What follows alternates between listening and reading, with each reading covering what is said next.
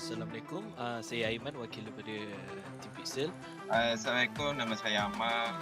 Saya merupakan manager pada RMC Tanker.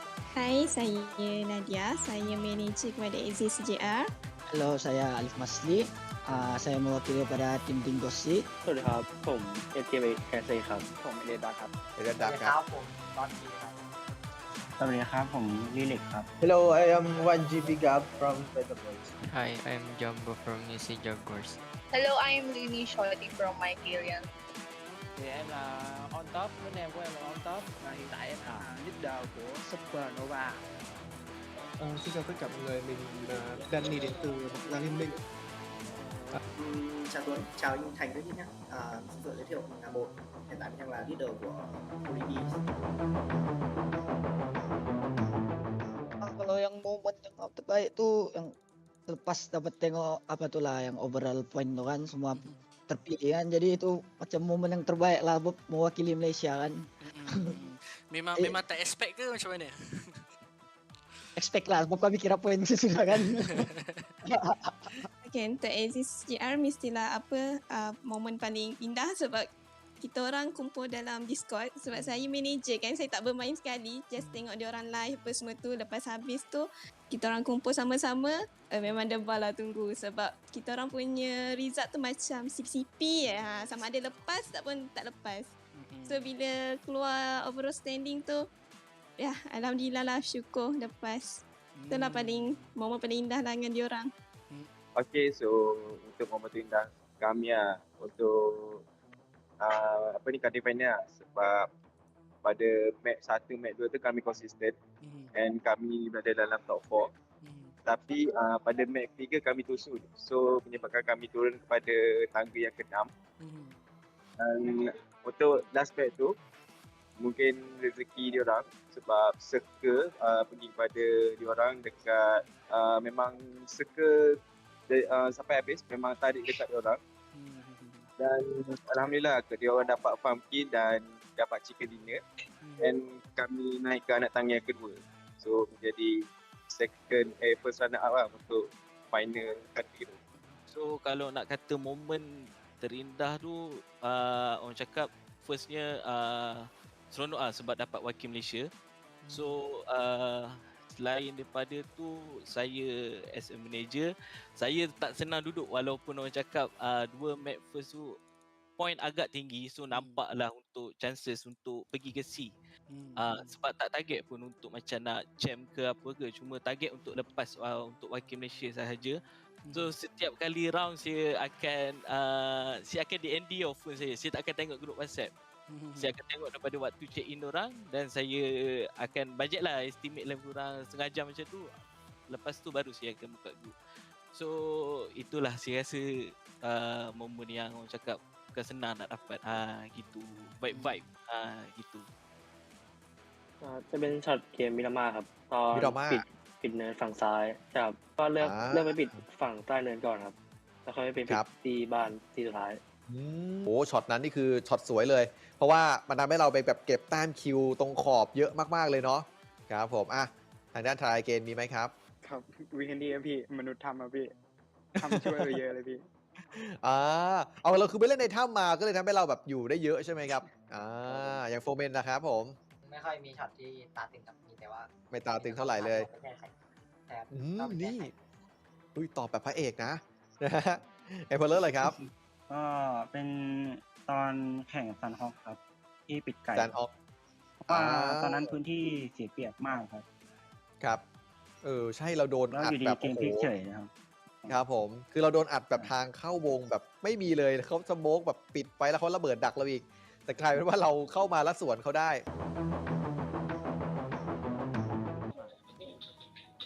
Với mục tiêu của team Supernova của em thì đặt ra SEA lần này là chức vô địch thì với một cái chức vô địch giải quốc nội rồi đó thì bên em sẽ sẵn sàng để tranh chức vô địch so với các nước Đông Nam Á khác để mang về cái chức vô địch dành cho Việt Nam Team em thì cũng mới thành lập được có 3 tháng thôi, nhưng mà cũng khá là tự tin trong giải đấu này, tại vì các thành viên hầu như là đã đều có kinh nghiệm bắn các giải đấu của hệ thống VNG đó là TPS cũng khá là nhiều rồi, nên là nói chung là các thành viên khá là tự tin mỗi em. For me po, para sa akin, nagpo-focus po kami ngayon for the team strategy po.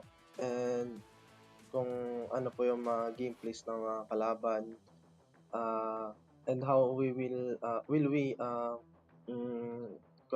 control every situation po. Tsaka syempre po yung makuha po ng sponsor po ng BEDA and to represent for the Philippines po. Yun po yung fino-focus po namin.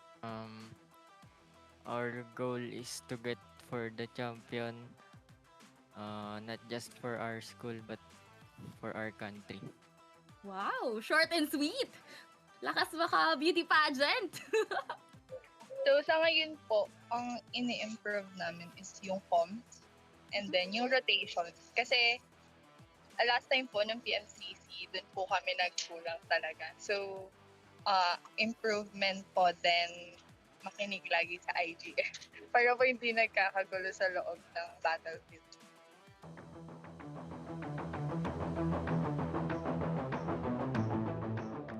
Dalam satu tim tu kita kena ada chemistry dengan saling faham sesama sendirilah. Kalau contoh kapten tegur, so kita tak boleh nak melawan apa yang dia tegur, kena terima. So kalau boleh jangan gaduh lah dalam game tu. Kita gaduh dalam game jangan bawa sampai keluar. So bila dah buat satu mistake tu kita perbaiki sama-sama, kita tegur sama-sama. Itulah kunci kejayaan lah untuk tim.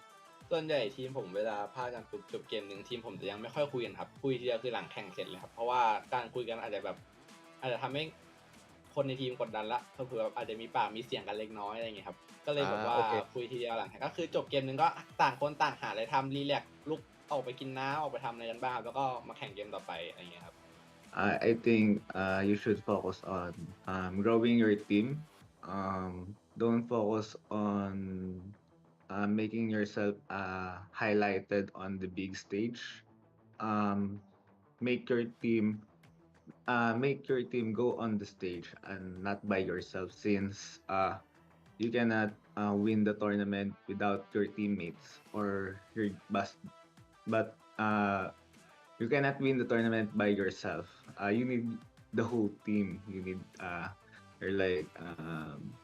you need to be compacted together and try to win as a whole, and just focus on good communication, avoid impulsive decisions on making such highlights, or just to make highlighted on the stream, like being to get known by yourself, and just grow as a whole, and don't be selfish to your teammates.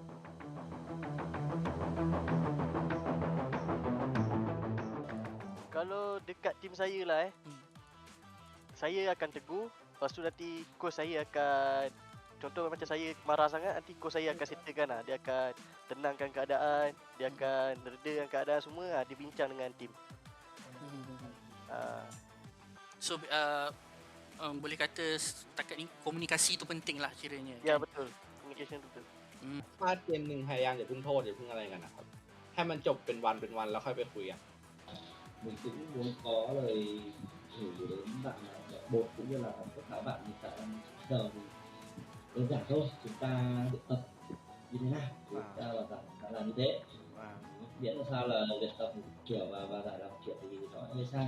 Nói chung là cứ đoán ở những cái trên trước đã để mình có những cái lỗi sai để mình khắc phục này, rồi để đến khi vào giải khi mà mình pada tim Malaysia yang mewakili Vivo Turbo Cup SEA final, korang buat yang terbaik dan insya-Allah kalau ada rezeki korang ada lah tu.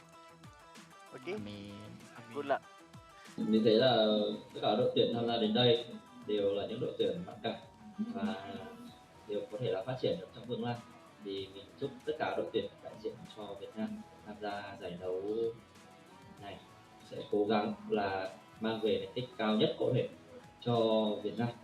ก็สู้ๆนะครับผมเป็นกำลังใจให้ผมเชื่อว่าทุกทีมทำได้ครับผม Good luck and laban, Pilipinas! Get. Set. Turbo.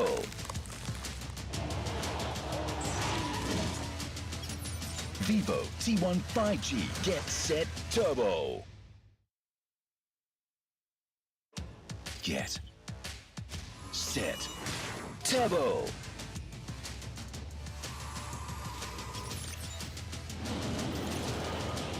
Vivo T1 5G Get Set Turbo. Get. Set. Turbo.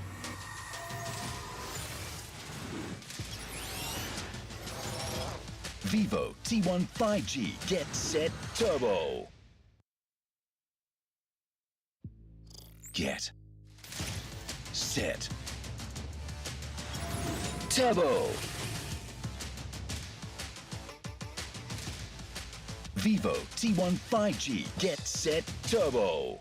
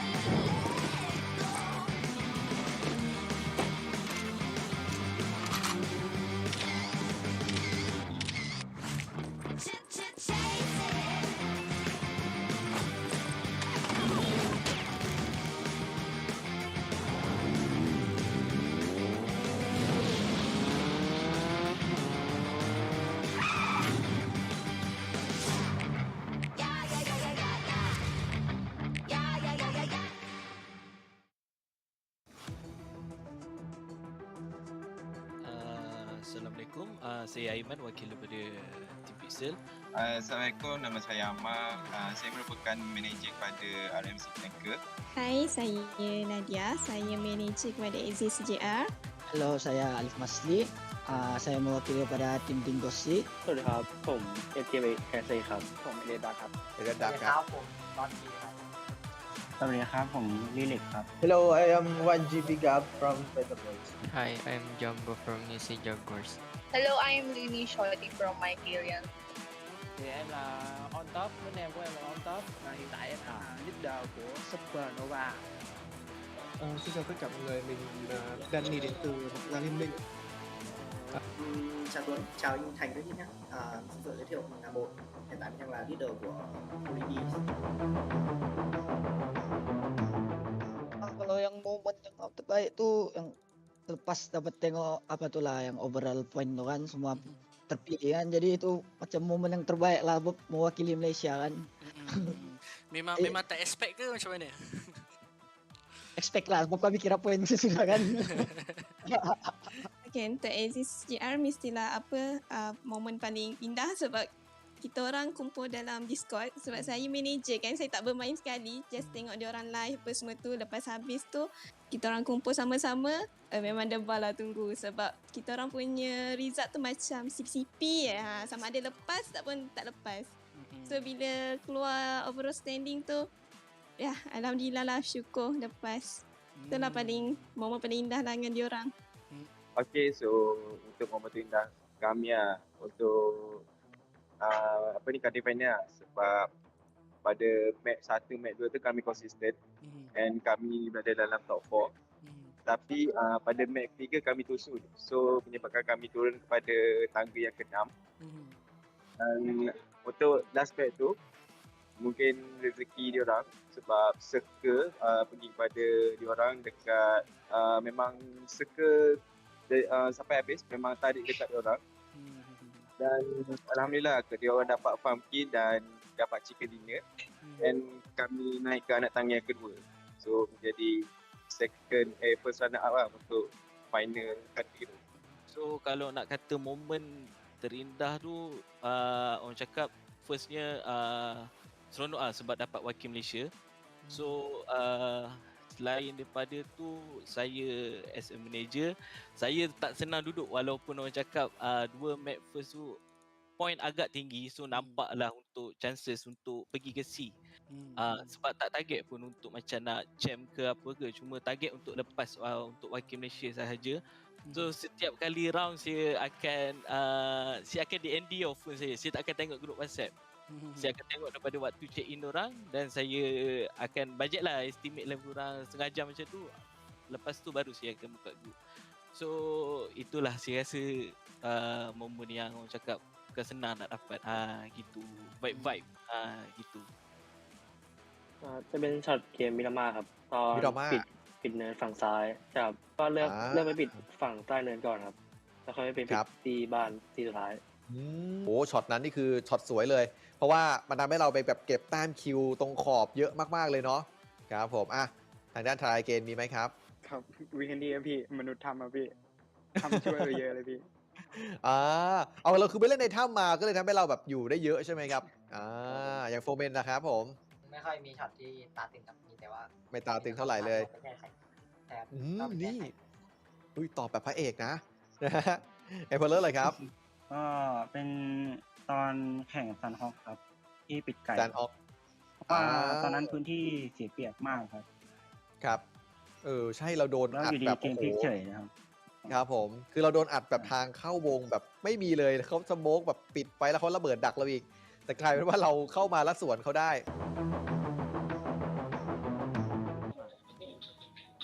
Với mục tiêu của team Supernova của em thì đặt ra SEA lần này là chức vô địch. Thì với một cái chức vô địch thì giải quốc nội rồi á, thì bên em sẽ sẵn sàng để tranh chức vô địch so với các nước Đông Nam Á khác để mang về cái chức vô địch dành cho Việt Nam ạ. Team em thì cũng mới thành lập được có 3 tháng thôi, nhưng mà cũng khá là tự tin trong giải đấu này, tại vì các thành viên hầu như là đã đều có kinh nghiệm bắn các giải đấu của hệ thống VNG, đó là PPS cũng khá là nhiều rồi, nên là nói chung là các thành viên khá là tự tin rồi. Mỗi em. For me po, para sa akin, nagpo-focus po kami ngayon for the team strategy po. And kung ano po yung mga gameplays ng mga kalaban, and how we will control every situation po. Tsaka, syempre po, yung makuha po ng sponsor po ng BEDA and to represent for the Philippines po. Yun po yung focus po namin. Our goal is to get for the champion, not just for our school but for our country. Wow, short and sweet. Lakas baka beauty pageant. So sa ngayon po, ang ini-improve namin is yung comms and then yung rotations. Kasi last time po ng PMCC, dun po kami nagkulang talaga. So, improvement po then makinig lagi sa IGF para po hindi nagkakagulo sa loob ng battlefield.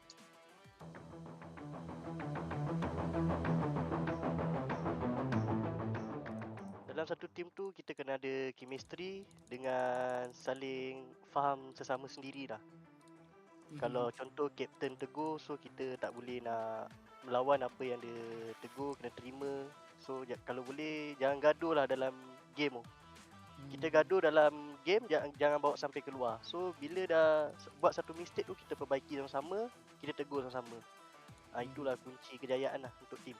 ส่วนใหญ่ทีมผมเวลาพลาดกันปุ๊บจบเกมหนึ่งทีมผมจะยังไม่ค่อยคุยกันครับคุยทีเดียวคือหลังแข่งเสร็จเลยครับเพราะว่าการคุยกันอาจจะทำให้คนในทีมกดดันละเผื่ออาจจะมีปากมีเสียงกันเล็กน้อยอะไรอย่างเงี้ยครับก็เลยแบบว่าคุยทีเดียวหลังแข่งก็คือจบเกมหนึ่งก็ต่างคนต่างหาอะไรทำรีแลกซ์ลุกออกไปกินน้ำออกไปทำอะไรกันบ้างครับแล้วก็มาแข่งเกมต่อไปอะไรอย่างเงี้ยครับ I think you should focus on growing your team. Don't focus on making yourself highlighted on the big stage. Make your team go on the stage and not by yourself, since you cannot win the tournament without your teammates or your but you cannot win the tournament by yourself. You need the whole team. You need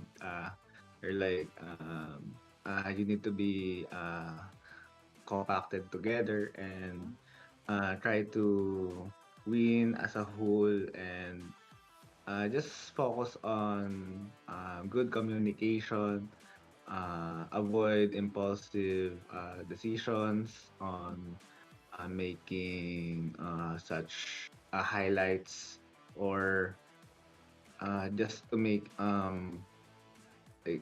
highlighted on the stream, like being to get known by yourself, and just grow as a whole, and don't be selfish to your teammates.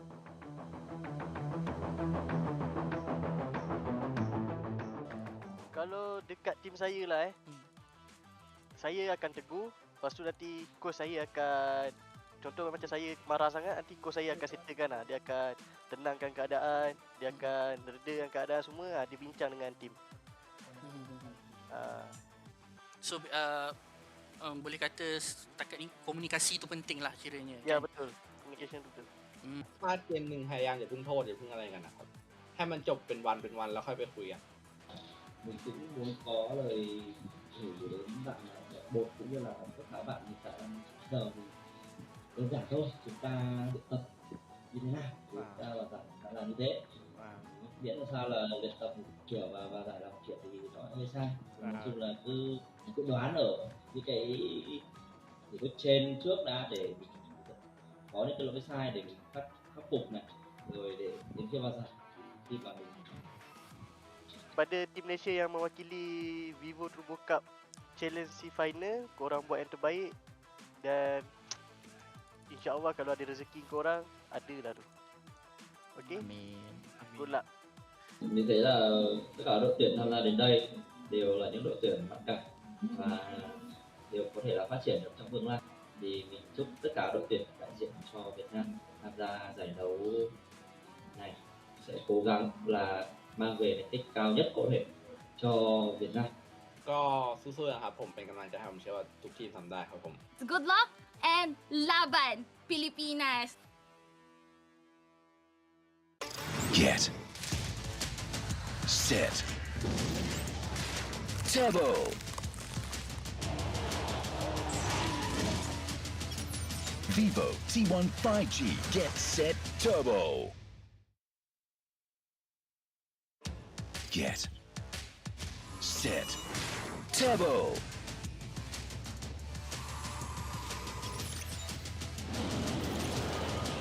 Vivo T1 5G. Get set turbo. Get set turbo.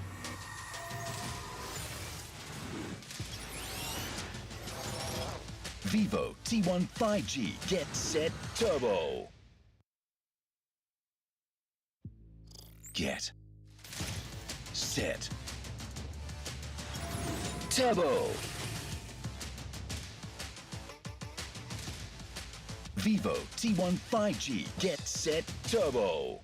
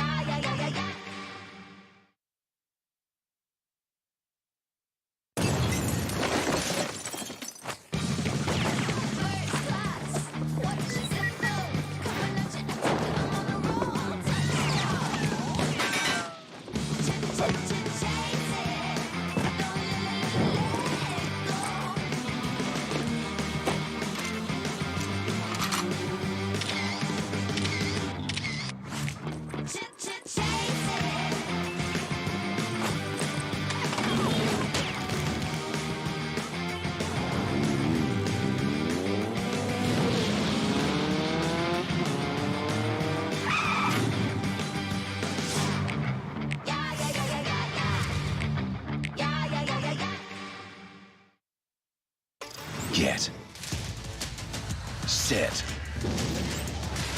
turbo.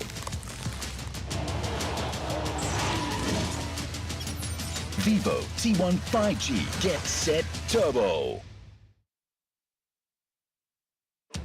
Get set turbo.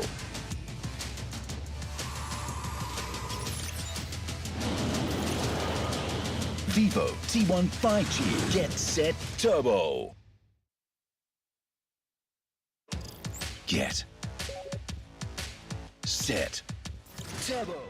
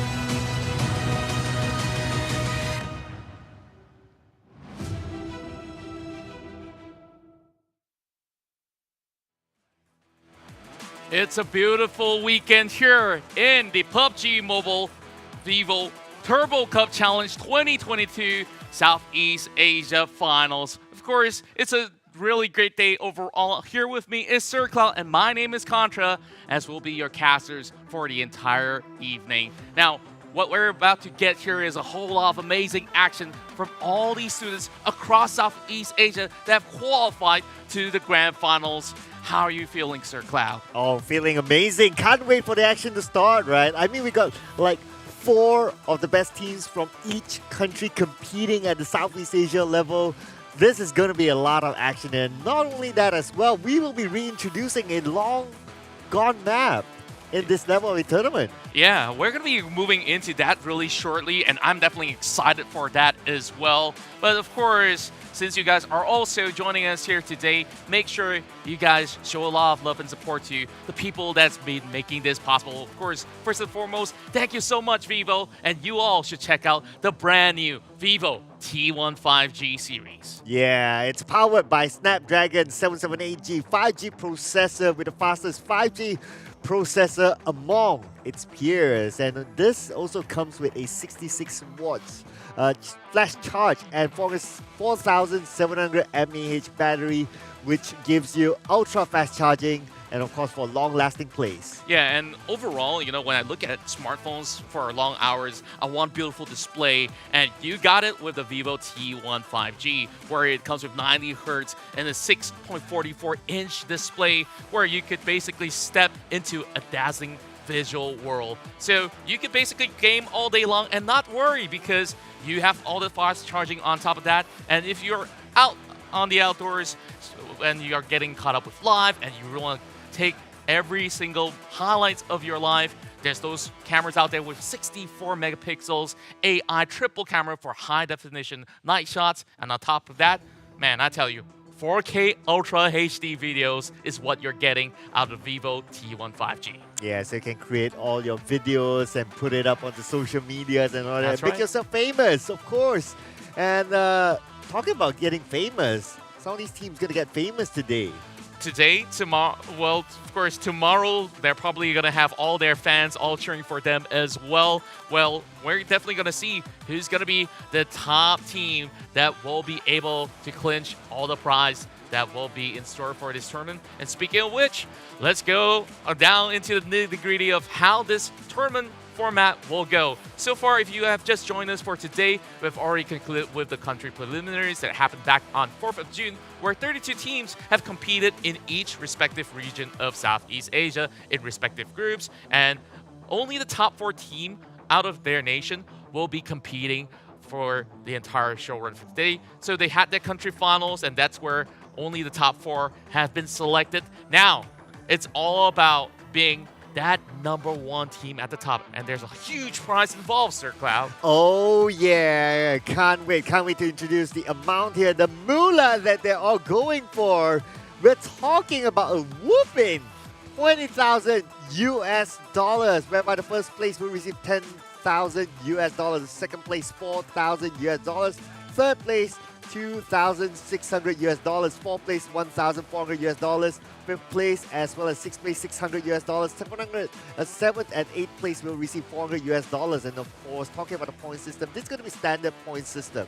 Yeah, this is great because this also sets up all these varsity players here for the real deal. If they're aspiring to become a full-time professional esports athlete, they could get used to this PMPL format. 15 points. Of course, with the chicken dinner, will secure yourself that first place finish, and you see the number is dwindled down as the positions lower up to the bottom. So the only thing about this is that you want to ensure that you're always going to be in a good position by the end of the game, and if not, when you're going to be a bit early, you got to ensure that you secure enough eliminations, because each eliminations will garner them 1 point apiece. And this is today's matches. We're going to play one match each map, and there will be a returning map called Vikendi, which will be played at the end of the day. But we're going to start off with the classical Erangel, followed by the small Sandhawk and the big and Dustin Mirama, and we'll end the day in the cold Vikendi map. That's the map that we're looking forward to, because we have not seen Vikendi in the map pool in competitive play for, at the very least,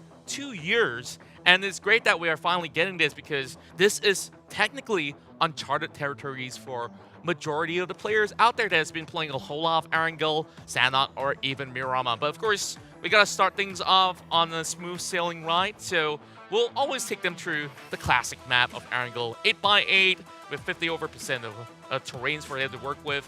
Now, the thing about this is that now you're pitting the best of the best across all these teams. How would they fare? We'll have to find out, because here we are introducing teams from each respective region. Yeah, we're going to start off with the Malaysian team. So we have Team Pixel, which was the Malaysian Country Finals champion, with RMC flanker Axis GR as well as 𝙏𝙐𝙍𝘍. And looking at Team Pixel, I think some of you may recognize all these players, and yeah, some of them they are a mixed team.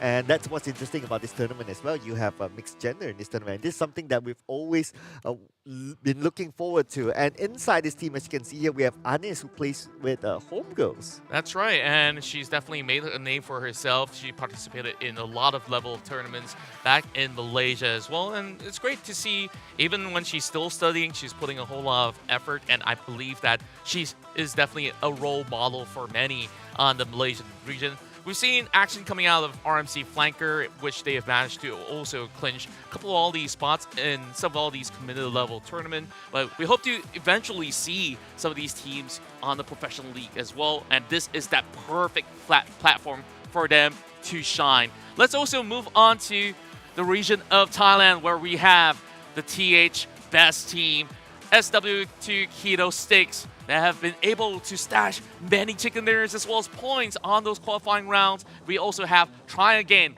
4-Man Gaming, as well as Emperor Alice. Now, you can even see they're in their uniforms representing their university, and well, I'm pretty sure that all their friends will be keeping an eye out on how well their friends will perform. Yeah, this is a varsity tournament at the end of the day, right? And it's nice to see like Emperor Alice, they come in with the pride of their representing their university, and they're actually wearing something that looks like what they would wear in school. So that's really, really cool. And it's very different from the usual jersey that you see that teams wear. But I'm also attracted by our champion as well, Keto Sticks as well, coming in with a very colorful variety of shirts and taking this photograph. And our player there, very, very happy today. Yeah, they're definitely a very bubbly bunch. And we also do have players hailing from Vietnam, where we have Supernova, the champions of the Vietnam Country Finals. And alongside them will be M2G, Polybees, as well as UTH Esports. You know, we see a little bit of a sync of chemistry where if one wears a hoodie, everybody wears a hoodie. Probably that's going to be the captain of Supernova in white, right? And everyone else, yeah, they're feeling casual and comfy. We haven't seen teams like 4-Man Gaming earlier wearing synchronized jerseys. This is how serious players are, even at this level, and that's the perfect mindset that we're looking at. Yeah, definitely they're going to take home some pride. And of course, talking about Vietnam, right, they have been performing as a country in multiple professional levels very, very well. As a country, they were like Southeast Asia champions in the Pro League. They were in the recent SEA Games as well. They got a second place finish, which is phenomenal for Vietnam. So definitely as a country, this is a country that you want to look out for. But let's not also forget the Philippines. That's right. Here we have it. We have 4 representatives from the Philippines. And of course, we start off here with Beta Boys, which we saw even in the scrim runs that they were practicing with the rest of the teams. They have been able to come up with show-stopping performances, claiming chicken dinners out there. They'll be also joined alongside with Elevate Esports, TIP Engineers, as well as UC Jaguars. So I'm really looking forward to see, now that you're pitting all these top teams, like, I'm pretty sure every region have their very own play style in general, and it's going to be a feast for everyone who's a PUBG mobile enthusiast overall. Yeah, and the Beta Boys, well, just like their name, they are the better team, at least in the Philippines region. Well, you're calling it pretty early, so I guess that's going to be part of your prediction, but I'm pretty sure they have big things to offer. And also remember this, when it comes down to tournaments as such, there's also going to be teams out there that's been keeping an eye on who's the next big superstar. And I hope that one day, each respective players that are on bot here on the Vivo Turbo Cup will eventually get the contract of their own. Yeah, in fact, we have to thank Vivo for having this kind of tournament for a varsity level, because these players may be the next big thing in the pro scene. So you got to keep your eyes onto them. In fact, if we relook at the lineup again, there are some players that I do recall looking. I think there was one player from Pixel, if I'm not mistaken. I recall him looking at his picture, but I think he's using a different name now. He played in the Pro League before.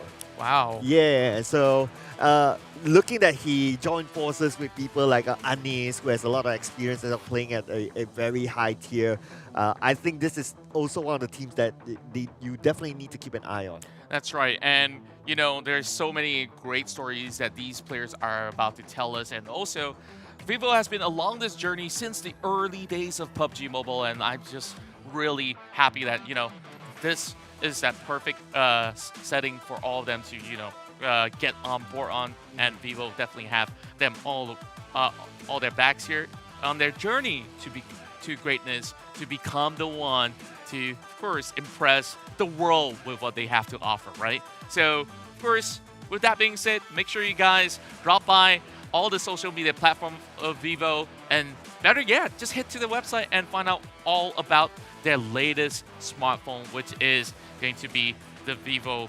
T1 5G series. Yeah, and we did see as well during the pre-game, we wrote some videos and all that, right? We can see that how much Vivo is involved at this level of tournament or community level. They got some of the pro players to have a word with these teams as well, giving some insight, right? Giving some tips. We saw Tony K, we saw Pumburu, we saw Rabbids, we saw Demigod, and these players, obviously they are like, they're like pro players, right? And getting them to share knowledge with these younger players, I think it's an amazing development here put up by Vivo. Yeah, I gotta say that it's something that none of these aspiring players usually get, and you just need that pep talk in order to, you know, get everything going. So we saw the conversation of how they really felt going into a tournament at this stage. Like, you know, there's always gonna be nerves when you play at a very high level setting,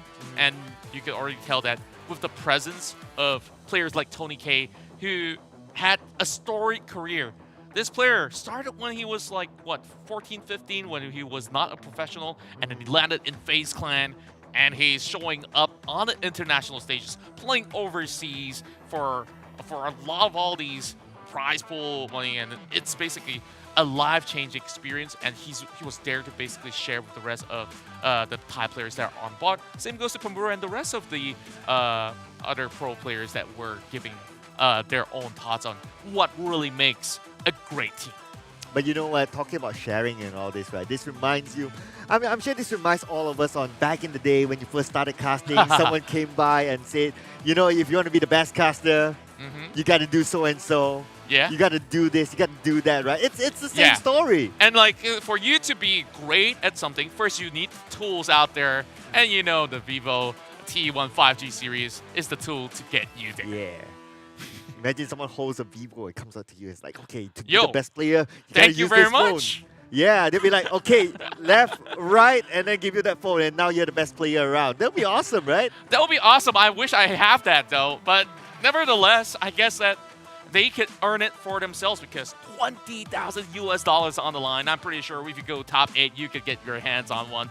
For those who are watching, well, sit back, relax, because we're about to get ourselves our very first game of this series of matches that we're about to witness. 4 games to crown who's going to be the best team here in the Vivo Turbo Cup. Okay, we're going to give a little bit of a spoiler to our viewers, right? So yesterday we had a test match or a scrim with these players, right? So some of the hot spots that we want to keep our eyes on is like places like Pochinki. Yesterday, of course, our viewers couldn't see it. We saw it.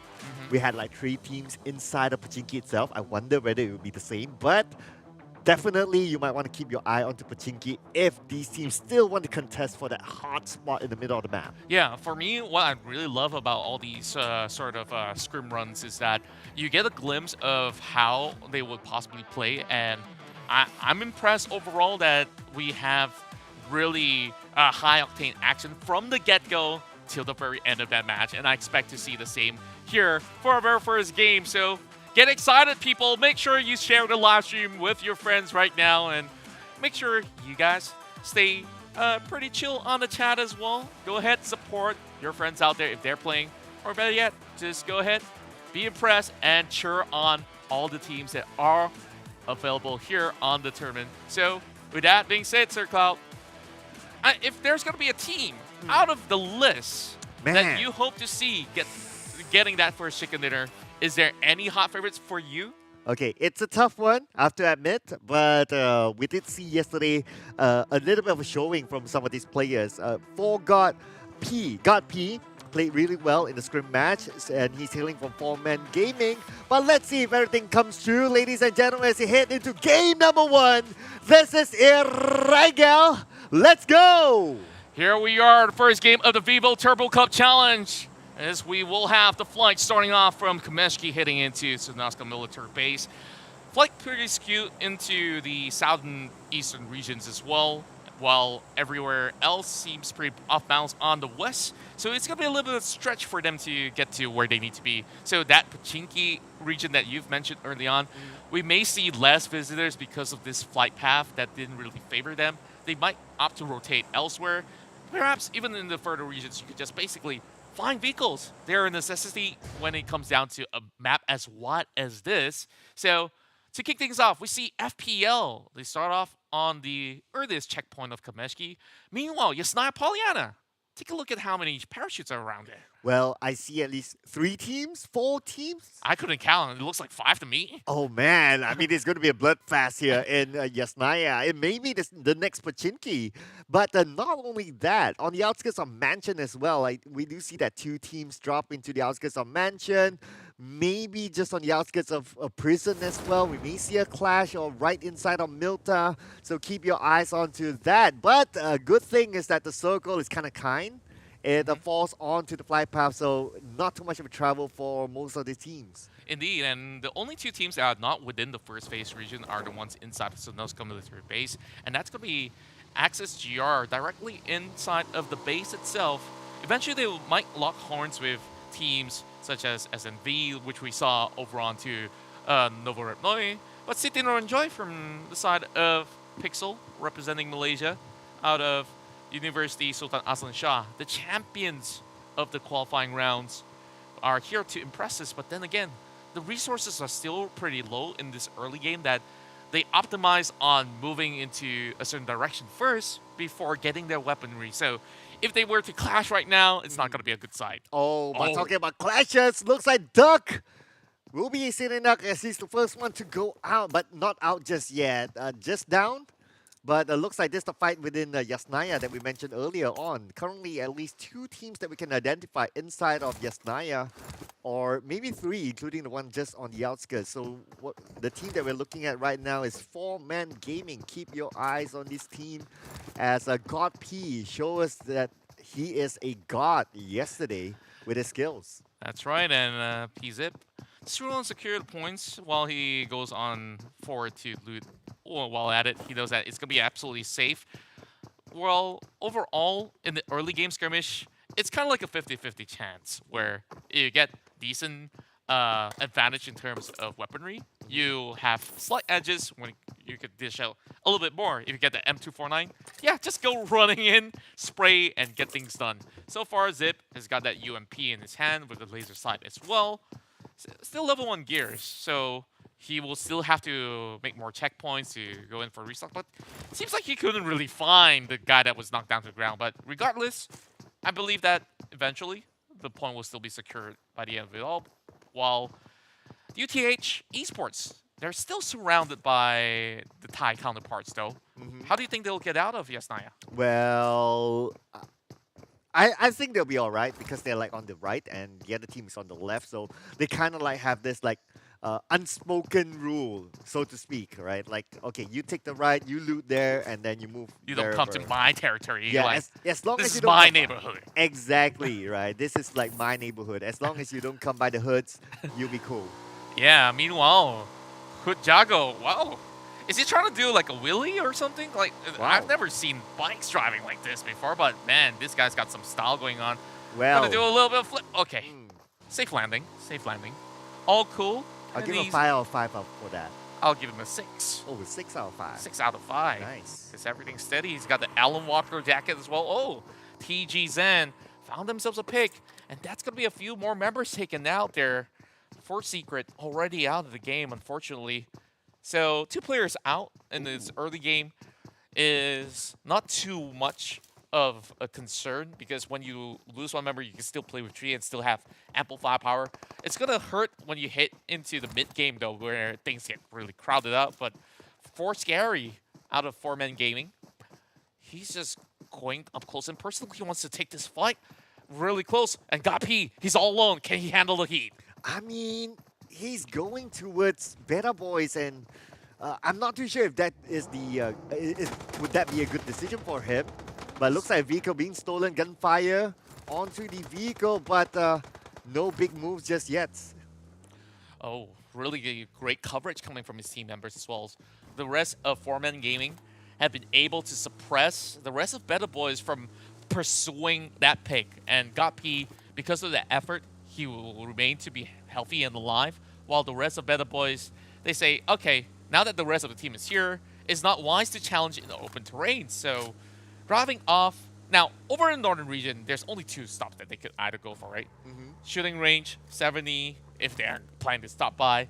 Or they could choose Rozhok, which by now should be secured by another team. I'm not too sure if that's going to be a risky situation for the team.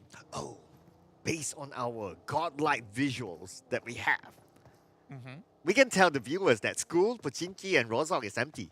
Wow. Yeah. But here we go, the long range from Wii, but that's not going to take out anyone just yet. But the interesting thing with our format today is that we'll only be playing one of the maps once. Every map once. So whatever they learn from Erangel in round number 1, that's it. Like, the next time will be totally different. There's no trial and errors. Yeah, there's no like, okay, we learned this, we'll apply in the next Erangel. No. That ain't going to happen. Yeah, it's a little bit rough when it comes down to a situation as such, where you don't get any extra time to get used to the surroundings. All you have to really do is put on your best show in every single game, and I think that's the nature of competition. You just really have to adapt to survive in any sort of circumstance that you're being put in. And speaking of which, UTH, they're still on that hot pursuit, chasing into the apartment buildings, trying to hunt out for a lurker of sort, as they're waiting in one of the rooms. But I'm not too sure if they will be able to stop UTH, because they're aggressively pushing upwards. Well, I think he's alone against the world. Yes. Oh, no. They're going to find him soon. They're going to know exactly where he is. Right here, right now. Oh, going to the room. They're going to go in all together, and there's no way to get out there. As player 04 becomes the... No, well, not the 4th player. The 3rd player to go out. Close enough. Close enough. Yeah. Well, valiant attempt, although there wasn't the rest of the squad that was there. A little bit of significant damage being done, but the rest of UTH really made best work out of a situation as such. When you storm it as 4, nothing could ever go wrong versus 1. Yeah, so sometimes it's about having that confidence of like, hey, come on team, let's just go all at it. We know that's only 1 person. There's no way. Unless maybe you hold an M249, but even then, so you won't have enough health to tank like 4 people shooting at you at once. So you can't go wrong from there. That's right. And overall, confidence is something that's really important when you go into a setting like this, because that itself will be able to amplify your team's performance if you exert that confidence to tell your team, hey, we can win this fight. You just have to manifest it and just go ahead and storm in, and you could possibly get good results. And if it's not, just be positive and keep going. Now, as the game stands, it's still early for any sort of altercation to happen in the 4v4 setting. So we see some pot shots being exchanged and small damages being done, but nothing too significant. For the moment, now that the loading phase is starting to close out, teams will start to congregate around some of the central regions. The last we saw on the minimap is that the focal point of the next few fights will be around the region of Mansion, Yasnaya Pollyanna, and some grounds over onto the Shelter region. So with such an open space like this, where do you think would be the most ideal to plan yourself out? Well, I'd say at this moment still it's either outside of prison, whereby you have a lot of high ground there. Definitely not Starboard. It's very likely that the circle will move away. Or you may just take a risk and just go into Yasnaya. And sometimes it's not too bad as well. Like if you have a secured compound right in the middle of Yasnaya, that can naturally be a fortress. So that could be one of the choices. Unless if you want to go a little bit different than most other teams might think, you can straight go to the open field just outside of Yasnaya, plant yourself. There's some ditches there that you can play with, and that could make some of those good areas to camp. That's true, and usually when it comes down to situations as such, like it's all about decision making, right? Like depending on the play style of the team. Yeah. Like it's just like in life or when you sign up for a university, right? You got to make a choice. What do you want to work on in the future? Like what's your career path, right? Like it's all about how you set this game plan to achieve what you want by the end of the run. Now we're looking at the rest of Elevate Esports hailing from the Philippines, as they have gotten themselves the huge warehouse where they're going to be restocking on that vending machine. It looks like if they do have enough credits, they will get that AWM, hopefully. Well, yeah, I guess If so. they do. If they do. We'll find out soon, though. But at this moment, we do know that the circle is still kind of open. Like, there's still areas that it could be divided into, especially above Yasnaya and below Yasnaya, because of how the choke points would be if people were to rotate up to the northern side. So they're kind of like making their decision of like, okay, do we want to stay like above Yasnaya or below Yasnaya? But based on our godlike view that we can see, most of the teams are actually below Yasnaya, and that kind of makes sense because that's majority of the area, maybe like 60% or so. As we see another player bot actually goes down, another mini skirmish happening elsewhere. Yeah, B-Bot has faltered in a little bit of exchange. Meanwhile, inside Mansion, we are looking at the rest of Emperor Alice, just making a pit stop. There's not going to be any teams nearby, so they aren't too concerned, but they heard a little bit of shots happening around the corner. Now they're going to be looking over onto the hills, as they might have actually spotted members of Foreman Gaming. So this is going to be a little bit of a sticky situation if they really commit to the fight so early on and attract the rest of the attention of the crowd, because we look at the minimap, man, I'm starting to feel a little claustrophobic for some of these guys, because like there's not really that many areas that is essential, because it's flat grounds, right? You don't want to be planning yourself out there so early on. But there are also teams that are still making their way from the northwest section, and that's going to be the side of UC of the Philippines that will eventually bump into RMC. And oh my goodness, it shifted all the way to the prison mansion grounds. Oh yeah, this is amazing. This is amazing. Of course, amazing for us as viewers and casters as well. This will lure a lot of action, because teams on the left will all need to move. The great migration will happen. From then on, there's a lot of opportunity to shoot from afar, at least since we're still at the third phase of the circle. So we can expect some exploding vehicles as the teams start to move. Yeah, indeed. And we're already hearing everyone going on exchange. There you go. Shots being fired over on the side of Foreman Gaming, and they are trying to make a run and smoking up. Whoa! Immediately, they deplete them, and it's going to be F2G's baby that secures 2 points against Foreman. There you go. I just called it, man. And there you have it. 1 vehicle down, 1 team out at this moment. And a team managed to secure a couple of points. But other than that, we can see that Looney Sharky goes down. So we'll be taken out by Melot. Unfortunately, another early exit for one of the players. Oh boy. And we're going to expecting a lot of this to happen because of that great migration. And that's the best point where you could basically pick on teams on rotation, just like how M2G did. Baby just made fireworks happen right before our eyes, just blowing up that vehicle. And when they're in their seats, the chances of them to trade right back is so low. And hopefully 𝙏𝙐𝙍 can make it true, because I trust he's basically just moving around alone, but the rest of the cavalry is coming in from the back. They're just trying to re-strategize now. Getting shot from the back. Atras have to go proning. It's just the rest of SNV trading back, and they don't have any visuals. Yeah, it's a little bit too open and such a flat ground here where Dingo C is at, so not the ideal situation to be in. But Ice Cube, you know somebody's on the other side. That's going to be Dingo C. 3 team members managed to get themselves onto Mansion. At the same time, we can see that fights happening elsewhere. So it's going to be all-out warfare here as teams start to rotate into the circle. Most of them are already in, but to take those prime positions, that's why fights are important at this moment. That's true. Emperor Alice definitely have a stronghold of their own. Meanwhile, Beta Boy still looking a place to call home for the time being. RMC is just going to be on the next vicinity, while Jago, he's hiding behind. He's going to go on rotation once again. And Sinakal, he's just going to sprint off instead. The M4 shots aren't really connecting overall, so 1 GB gap. He's just going to be able to just have this whole area for themselves.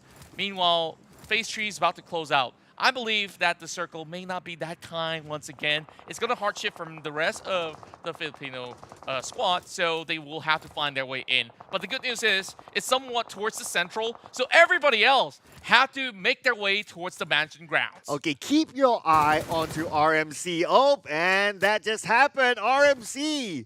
Zai just got one for himself, but 40 more seconds on the clock. They need to decide how they want to move, but they need to also deal with UC Jaguars just around them.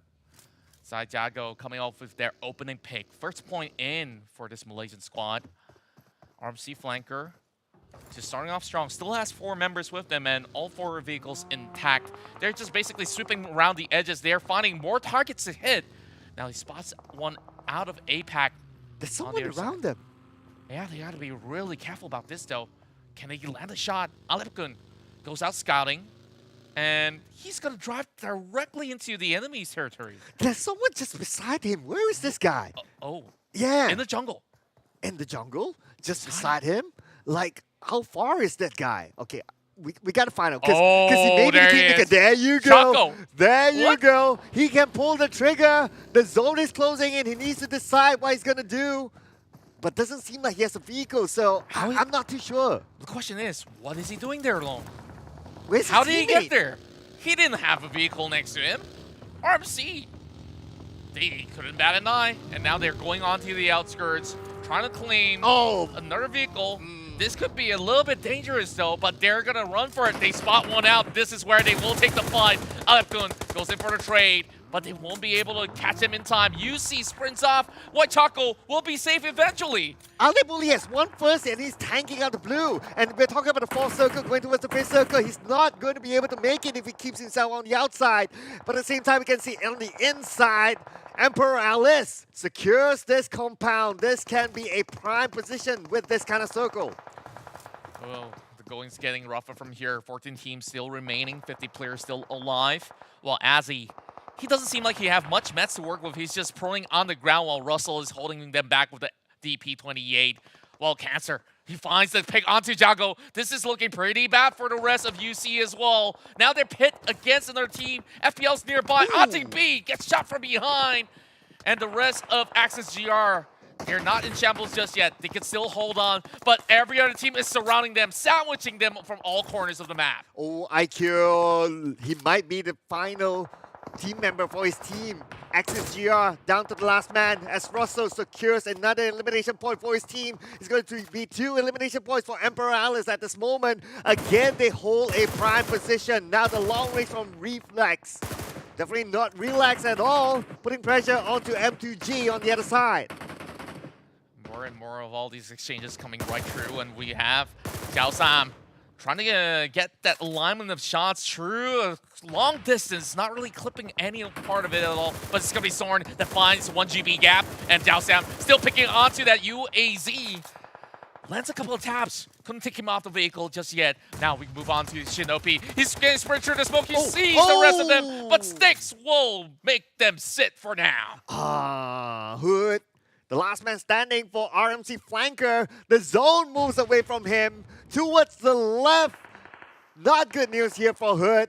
as he will need to secure placement points for his team. He still has the vehicle to poke out, but it's too risky to move right now. He's just gonna wait till the final 5 seconds before he could do anything. And look at that circle. It's moving into M2G's favor, and they will be the kings and queens of the hill for now. Alongside that area, it's really hard to push up. So the only way to clear out M2G is to have multiple teams to move in at the same time. Oh, but talking about moving, it looks like 𝙏𝙍𝘍 is starting to move in towards 𝙏𝙐𝙍𝘽𝙊. One molly from 𝙏𝙏𝘍𝘍 takes down Bully, and he tosses out Nate onto the second floor. He's starting to move in, and 𝙏𝙏𝘍𝘍, he is dominant. Wait, what? Wait, what? 𝙏𝙏𝘍𝘍! He just did it all alone. He cleared all 4 players in the shack by just tossing utilities, and they just burned 2 players and just had the easiest picking of his life. And snap, they're all out. Emperor Alice making wonders happen. And now, here comes the push. The rest of SW2 Kato Stakes are trying to locate a safe area play. They're going to book up the hill, and they are about to challenge the rest of M2G. Oh, here we go. M2G, we need to be prepared for this. M2G looks like one of the players currently down. Kanun starting to move in. He's currently on the outside of the circle. At the same time, we can see Nate being tossed out by Wen. Managed to get a knockdown. Kanun, is he going to go all the way up? No, he's not. He's going to chill at the hill foot. But then again, they need to take that compound if they want to secure a prime position. They're being spotted out as well. Look at Tikogu. He got that nade, dropped right in. Damage being done as well. M2G will put up this strong defense. Danny spots one moving in with a buggy. Not much that can be done from that point onwards, but M2G, they're so prepared to take anybody on that moves upwards. While Atlas, he finds one, pulling up the vehicle. Bam! And that's where he will hold on to the angle, but he has to keep his eyes on his teammates as well, protecting one another. While 𝙏𝙍𝑍 goes in with another nade! Beautiful work coming out, 𝙏𝙍𝑍. Now, seems like the coast is clear. They can push upwards to secure an easy 2-pointer. They've already got 6 for SW2 Kato Stakes, and this is the Thai champions that we've expected to show up. Oh, and they definitely want more. 𝙏𝙍𝑍 is currently being a cancer to his opponents from M2G. M2G, they're losing the plot. They had this hill from the start, but they're losing it to Stakes. It's all the pressure cracking the very best out there. Now only 17 remain in the blink of an eye. The past few minutes have been chaotic overall. And oh my goodness, 2 clips. 𝙏𝙍𝑍 is doing it. Can he find the final member out there? He's still trying to make it work through the smoke. But damage, not enough. Couldn't really see from this point onwards, but he will pummel on the pressure and send more of his members outskirts. Oh, circle goes to a no man's land. Everyone's still on the outside of the circle. The spray coming in from 𝙏𝙍𝑍. On to try again. He's trying to get as many elimination points as possible. Already 8 elimination points for Sticks. And all they have to do is wait. They're so close to the circle anyways. And on that open ground terrain on where it's currently located, whoever moves in first will be picked off. Atmos finds another one. Look at me will be taken down instead. Now, Emperor Alice, they're also swooping by the edges. They saw Mirror. Mirror strike down below. Shot being fired. And they will be taken out. Here we go. Oh, they got away with it. Contra, they got away, but are they on the clear? No, not yet. That's 𝙏𝙍𝑍. Really, it's being a 𝙏𝙍𝑍 towards their opponent. But now 𝙏𝙍𝑍 will need to move. They're currently on the outside of the circle still.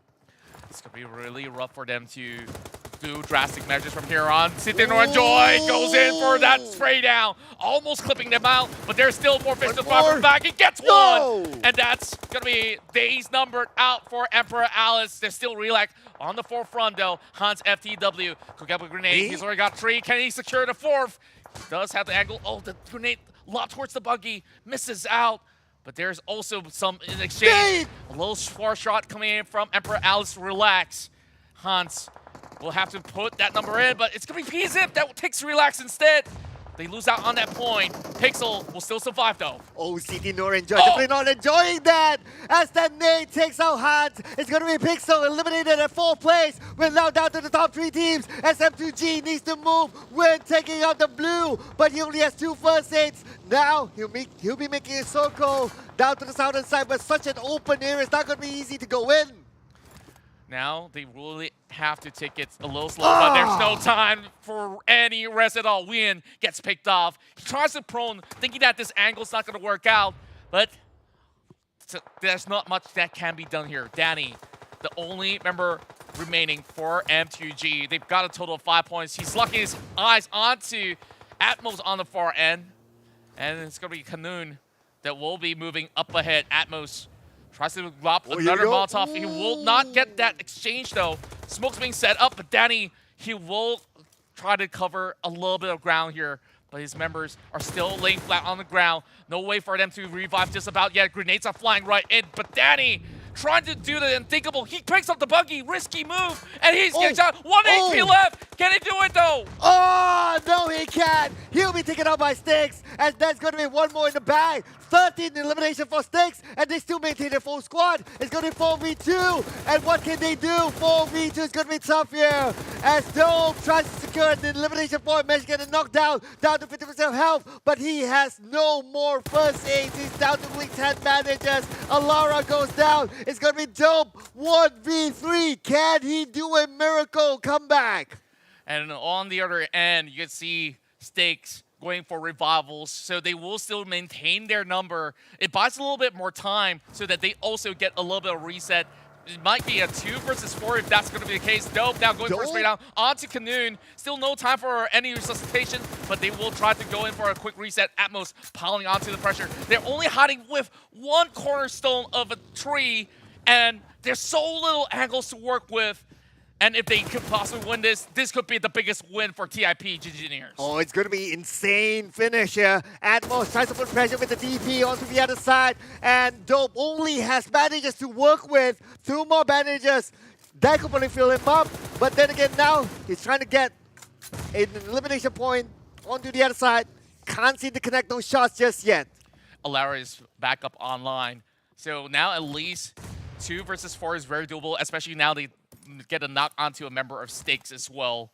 So SW2 Kiddo 𝙏𝙍𝘍, they just really have to coordinate really well to close out this match. And you can see Engineers, they're not really giving them an easy time at all. And look at that, backs are being dropped on the ground. No helmets left for Alara. And all the vests are about to be torn up as well. They're trying to drive right in. And what they need is all the intel. And there we go. Quick spray down coming from Alara. And now it's even up yet again. Can they do it? Can they beat the odds? Now Alara throws out to the left. Probably knows that someone's on the left side, but the revive is kicking in at this moment. 𝙏𝙍𝘍 picking up his teammate as 𝙏𝙍𝘍 tries to put pressure, but they're not able to do so. They're not able to see their opponent. 𝙏𝙍𝘍 now trying to find a good angle. He has no more utilities to work with. Alara down to the last first aid, popping out the drink. And now Alara, what can he do together with 𝙏𝙍𝘍? It's going to be 2v3 still. The Engineers are relying on the high ground, and that's all that they have for advantage. The moment that the rest of SW2 sweeps in, this is going to be a really tough situation for them. So they have to play it slow, and you have seen the circle kind of favors both teams, so they just have to hang on there tightly. Meanwhile, 𝙏𝙍𝘍 hasn't really revealed all too much. Alara, with those great line of shots fired, it has depleted some armory out of the members of SW2. But everyone's slowly running out of meds. Look at Zip. He's got nothing to kill with other than that med kit, which will take forever. And oh my goodness! 𝙏𝙍𝘍's down! Alara! Here we go! Here we go, Alara! No! Alara goes down! It's gonna be 𝙏𝙍𝘍 against the wall! Can he do it? And yes, he will! That is insane! 2v4! And they did it! They beat the odds to secure the first chicken dinner! The first chicken dinner and the bag for TIP Engineers of the Philippines, hailing from Technological Institute of the Philippines. They have set the bar out high for the very first game, and this is what the Vivo Turbo Cup Challenge is all about. Overcoming all the odds to get big wins. A massive success for the students of the Technological Institute of the Philippines. You know what? That was pretty dope. Yeah. Yeah. And 𝙏𝙍𝘍, he scored like what? 8 total of eliminations out of that hectic fight that was happening across that region. And you saw there was barely any cover. Like, he has managed to not only put on the aggression onto their enemy lines, but on top of that, that pure defensive setup behind that tree was crucial for him to hold on, and it took him so long to get to 𝙏𝙐𝙍 and eventually get that revive on 𝙏𝙏𝙍 in return and says, since you got my back, I have yours too. Go into a different area and cover the other line of sight. 𝙏𝙏𝙍 can only hold until the buggy came in, and then that closure, that close proximity fight, they were just fighting across that buggy. It was basically down to a 50-50. Man, 𝙏𝙏𝙍 really was the hero for the Gingineers, netting themselves 12 elimination points together with that winner chicken dinner. This gives them 27 points only in round number 1. But let's not forget as well, 𝙏𝙏𝙍, they got more than 10 eliminations as well, so they're not too far away in terms of overall points. But my, oh my. I felt that 𝙏𝙏 could have done a little bit better because they had like 4 players at some point. They could have just rushed in, like put pressure onto 𝙏𝙏, but they allowed 𝙏𝙏 to revive his teammate, and then they secured a nice perimeter, and of course the circle kind of favored them towards the end as well. But yeah, I mean, they were two sides of the coin, right? 𝙏𝙏 could have done a little bit better in my opinion, but at the same time 𝙏𝙏 was just dope.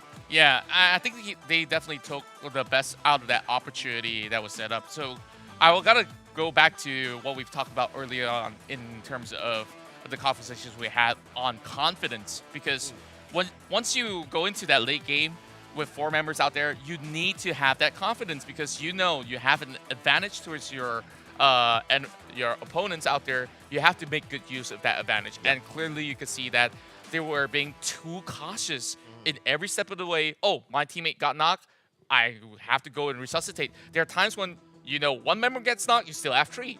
So you can still use that number to your advantage, and I think like that's something that they kind of struggle with. But it was still a good showing where we saw SW2, they did have a lot of the battles of their own where they were much more confident when they were in buildings instead. Yeah, I think they're like based on round number 1, right? So benefit of the doubt. They do well in terms of compound sieges. Look at how they took out 𝙏𝙐𝙍. They just ran in and it was a solo show. And they knew what exactly to do. They threw all these utilities. But I guess the only problem for them was that they exhausted every single utility before they get to that late game battle. But was it necessary? Of course, I think so, because the circle moved away from them. So kind of benefit of the doubt there. But let's check out the highlights from the previous round here, ladies and gentlemen, just to relieve the moment from round number 1. And my, oh my, it was quite action-packed all around. That's right. And, you know, phase 1, we had a few pickoffs, but mid-game onwards, you saw in the forest region where they were all trying to look for a prime location. This was those moments where, you know, it didn't seem like it was easy at all, but 𝙏𝙍𝘍 just came flushing in of all these teams out there, and that's 4 pointers for 1 single individual in less than 5 seconds. And I think one of the highlights that was brought up here is definitely on 𝙏𝙍𝑍, because he was basically in charge of taking care of the whole northern region. Yeah, the mansion area was crucial to their victory because the circle moved away from them. That was a crucial checkpoint for 𝙏𝙏 to take over, and they make those right moves and they took it well. 𝙏𝙏𝙍 was sacrificed, but that's okay. With that sacrifice, it allowed 𝙏𝙏 to get information on where 𝙏𝙏 was at, and from then on, you can say it's just history. That's right, and of course, let's take a look at the overall results after a round of chaotic fights. Now, it's TIP Gingineers that will sit at the top of the table with 27 points being secured overall. And of course, on second place, we have SW2 𝙏𝙏𝙍 with 25. Not too shabby, they're only 2 points behind, as they have enough elimination points to at least try to fight against TIP Gingineers on the upcoming rounds. Now, Pixel have moved into the top 3 spot with 9 takedowns of their own to add up to 17, 15 for M2G. Meanwhile, Emperor Alice will secure the top 5 position with 13 points. Yeah, followed by Supernova as well as UTH Esports, both of them having 6 points. Of course, the tiebreaker we do know starts from the chicken dinner down to the placement points, and hence we see Emperor Alice currently at number 5 spot.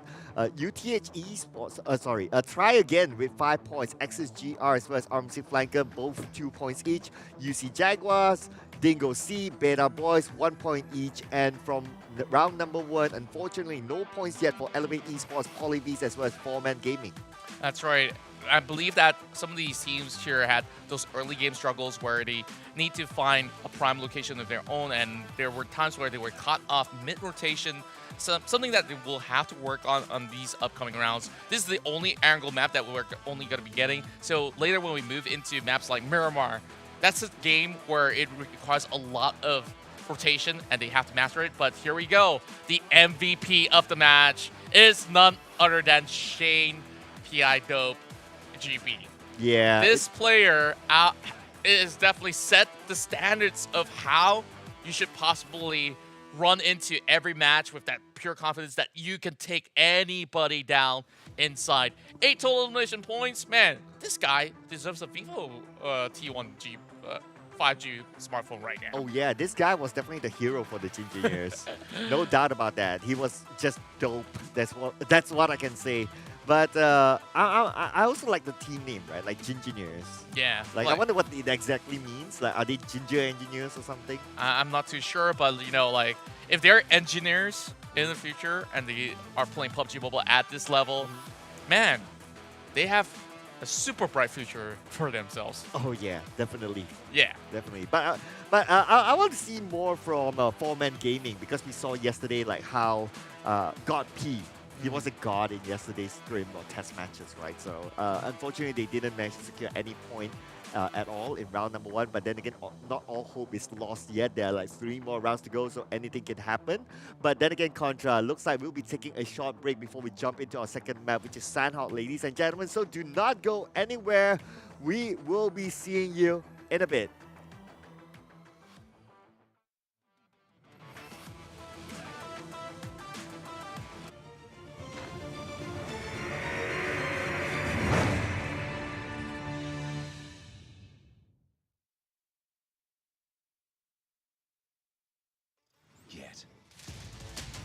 Set.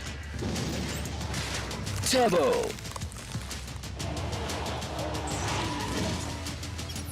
Vivo T1 5G Get Set Turbo.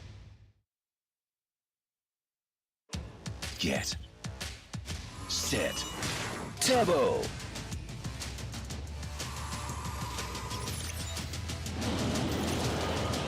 Vivo T1 5G Get Set Turbo. Get. Set. Turbo.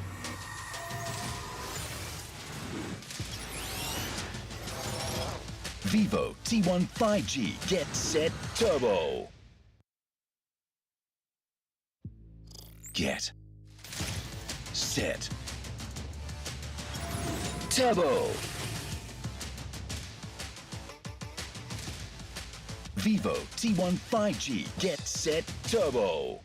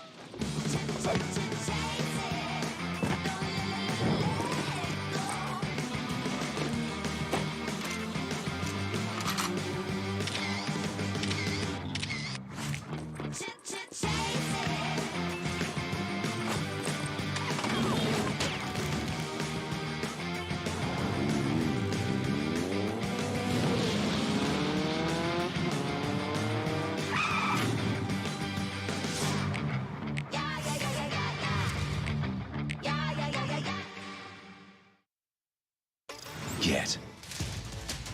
Set. Turbo.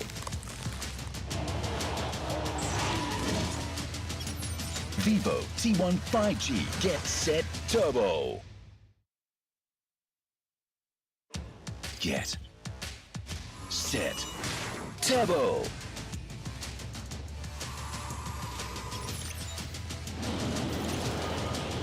Vivo T1 5G. Get set. Turbo. Get. Set. Turbo.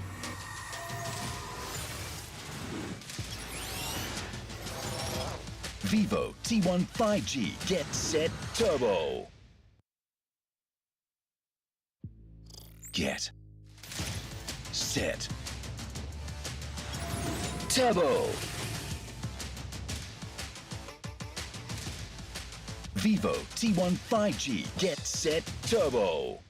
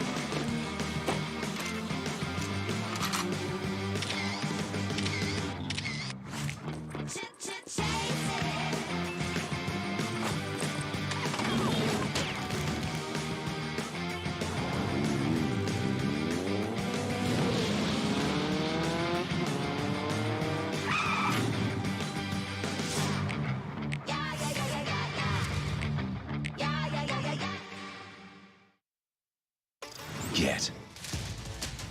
Set. Turbo.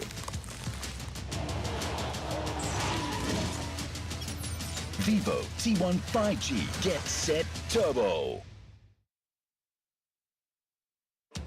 Get. Set. Turbo.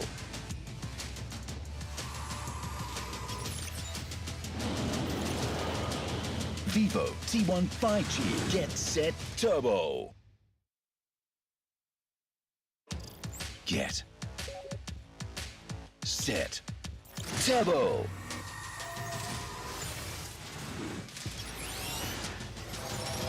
Vivo T1 5G, get set, turbo. Get set, turbo. Vivo T1 5G, get set, turbo.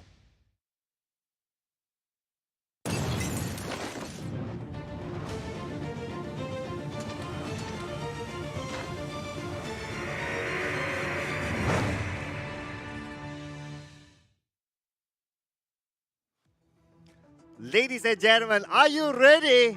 Get set, turbo. This is of course the PUBG Mobile Vivo Turbo Cup Challenge 2022 Southeast Asia Finals. Together with us, your casters for today. My name is 𝙏𝙐𝙍𝘽𝙊, together with Contra, and also we definitely would like to thank Vivo for having this tournament for all of us. That's right. Overall, it's definitely quite a blast. The first game, we're already having such intensity between all of the best out of the Southeast Asian region. And mind you, they're all studying as well in their own respective varsity. I'm pretty sure that, well, they've been able to work hard and play hard at the very same time.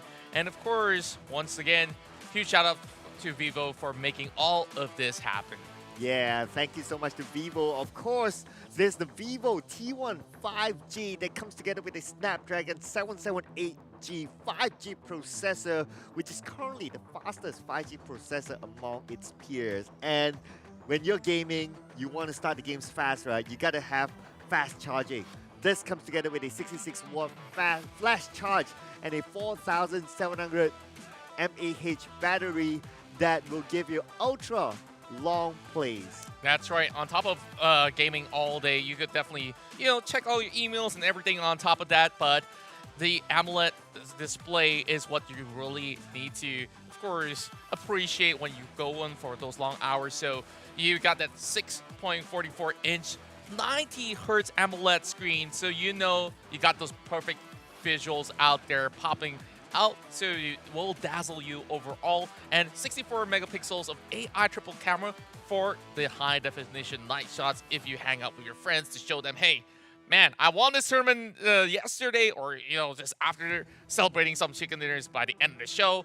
I'm pretty sure that will come in handy, and it also comes along with 4K ultra high definition video and dual view video. That's something pretty new to me.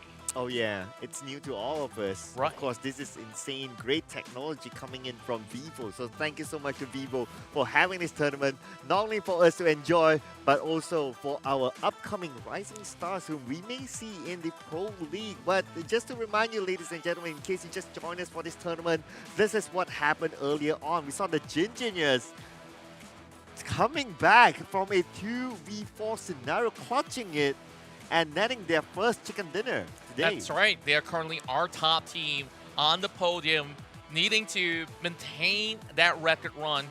And the next map that we're going to be playing at is going to be inside of Sanhok. So it's going to be scaled down to a 4x4 ratio of a map. So when it comes down to Sanhok, when it comes down to the usual casual players, we'll be looking at places like Boot Camp or even in Paradise Resort, Painan being the focal areas where teams could easily get all these stocks of loot.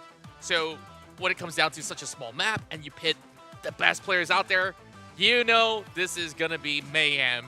And of course, it's in a good way, as all our audience are excited to see what's gonna happen out there. While we wait for our next map to appear, make sure you pay a visit to Vivo's website to find out more about how you could get your brand new Vivo T1 5G. And here we go. Straight into round 2 we go. It's the Vivo Turbo Cup Challenge as we take this flight from Cal all the way down to the Camp Charlie section. Now I'm curious to know if in this round we'll see any healing game. And the one and only Sanhok that will be played. But before we talk about the healing game, we may see a big fight here on the areas of Mong Nai. 2 teams dropping into Mong Nai. Wow, such an open area. Anything can happen there. But besides that, we do see in the areas of outskirts of Hainan, a big spread here from one of the teams, may bump into another team. Hatin has 2 teams, or maybe 3 teams dropping into it. But the good news is that at least the circle is in the main peninsula, so and there's still a lot of room to play, but majority of the teams are actually on the smaller islands. Oh boy, we already have casualties on the get-go. It's going to be Dingoes that will lose one player in the form of 𝙏𝙐𝙍, and it's going to be just a couple of knocks out there. UTH will have to go in for a little bit of a quick reset as well. These two in close proximity, battling out inside of Hatin on the northern end. Now, you know that there's only a couple of villages that they will have to find their way through. There's already a QBZ in hand of Katie's, and they will storm right in. Not much HP for Guido, but he's just going to go in for those numbers while they have a chance. Going to go in for a quick first aid kit. Triple K finds another one. 𝙏𝙐𝙍, currently in trouble, and they quickly make work out of that. That's going to be 2 points. Looking for 3. Oh, he does get the shot. Katie's quick jump. And that's going to be 3. One more left for Dingoes. Not sure if they can last long. Well, we don't have visual of where that last player is at. Hopefully he's able to get away. But looking at our godlike view, we do know that he's somewhere on the northern part of Hatin, so he may be able to get away. That's going to be Naruto. He's going to dish out some jutsus here to just disappear. Yeah, Dingo Southeast Asia will turn the SEA directly into the waters. Just being part of their natural habitat. But it's Naruto you're talking about, right? Like, possibly come up with a couple of jutsus to get him to safety while he tries to keep himself afloat. It's going to be 𝙏𝙐𝙍 out of SW2 that also gets a couple of all these pickoffs in the early game. So the players out of the Thai squad is still keeping that momentum strong. I mean, it's never great, right? If you're the last man standing at such an early phase of the game, like there's nothing much that you can do. It's hard for you to take fights. You can only depend on placement points. Hopefully your position ain't compromised. People don't spot you out. But his decision to swim over to the other side is actually great. So far, from what we can see, is that there's no one on the northern side of the main peninsula. So it'll probably buy him some time to last a few placement points. True enough. Overall, it's a really solid start coming in from UTH Esports, hailing from Vietnam. And overall, in the first game, they have yielded decent results by heading into the middle of the pack. So this could be a really good build-up to what they could possibly accomplish now that Hatin is cleared up for a tad bit. But I do believe that on the minimap, we're also seeing another team revisiting into the city as well. So not too sure if they could basically take out another team in the form of 4-man gaming, which we've raved all about how scary some of these players are. Like 𝙏𝙐𝙍, he's been able to take like what, 8 of these players out, and then Katie's really finds scary, so not too scary after all. Well, if you're talking about Katie, not Perry, then it might not be that scary. But this Katie is definitely something to we sing? Yeah, it's definitely menacing. So far, they managed to secure 4 elimination points. UTH, they ain't stopping yet as they try to eliminate 4-man gaming. Again, a team that showed a lot of promise yesterday. Now they are at the edge of losing this plot too. Oh, that's not really a good coverage coming from player 4. Only hugging by the corner of the walls here. And you can see there's also holes that they could easily peek out of. So positioning-wise, they really have to get used to the surroundings where last game it wasn't really a good start for them, and they're still trading back at the very least. We from SGU will have the cover of the rest of the teammate. 4 Secret is already out, so that only leaves about 2 members left for 4-man gaming. Well, yeah, 4-man gaming, it's going to be hard for them, right? So how are they going to get out of this? The moment they make a sound, they'll be spotted out and they'll be swarmed by their opponents from UTH Esports. UTH Esports now not only gathering those elimination points, but at the same time they're getting resources from those players that they just eliminated. That's right, 6 points in. And remember this, Chicken Dinner only allows you to secure 15. And 𝙏𝙐𝙍, he's piling those numbers up for the rest of the squad as well. Oh, he slided down. Gotta find his way back up though. Thankfully, it isn't too much of a drop. So he's gonna be able to pick the 10 point in for SW2 Kato Sticks. Man, this team is still running amok, I must say. They were the winners of the previous round, and what a clutch they're coming in from. Oh, they were not the winners. They were second place, which gave them a significant amount of points as well. So by gathering more points at this early phase, it just shows that they are not giving up just that. They definitely won that 10,000 US dollars, which is currently on the line for the first spot. But at the same time, you can see a couple of knockdowns somewhere else. I believe it's on the outskirts of Painan, in between Painan and Boot Camp. That's right. Line share of a total of 20,000 US dollars on the line.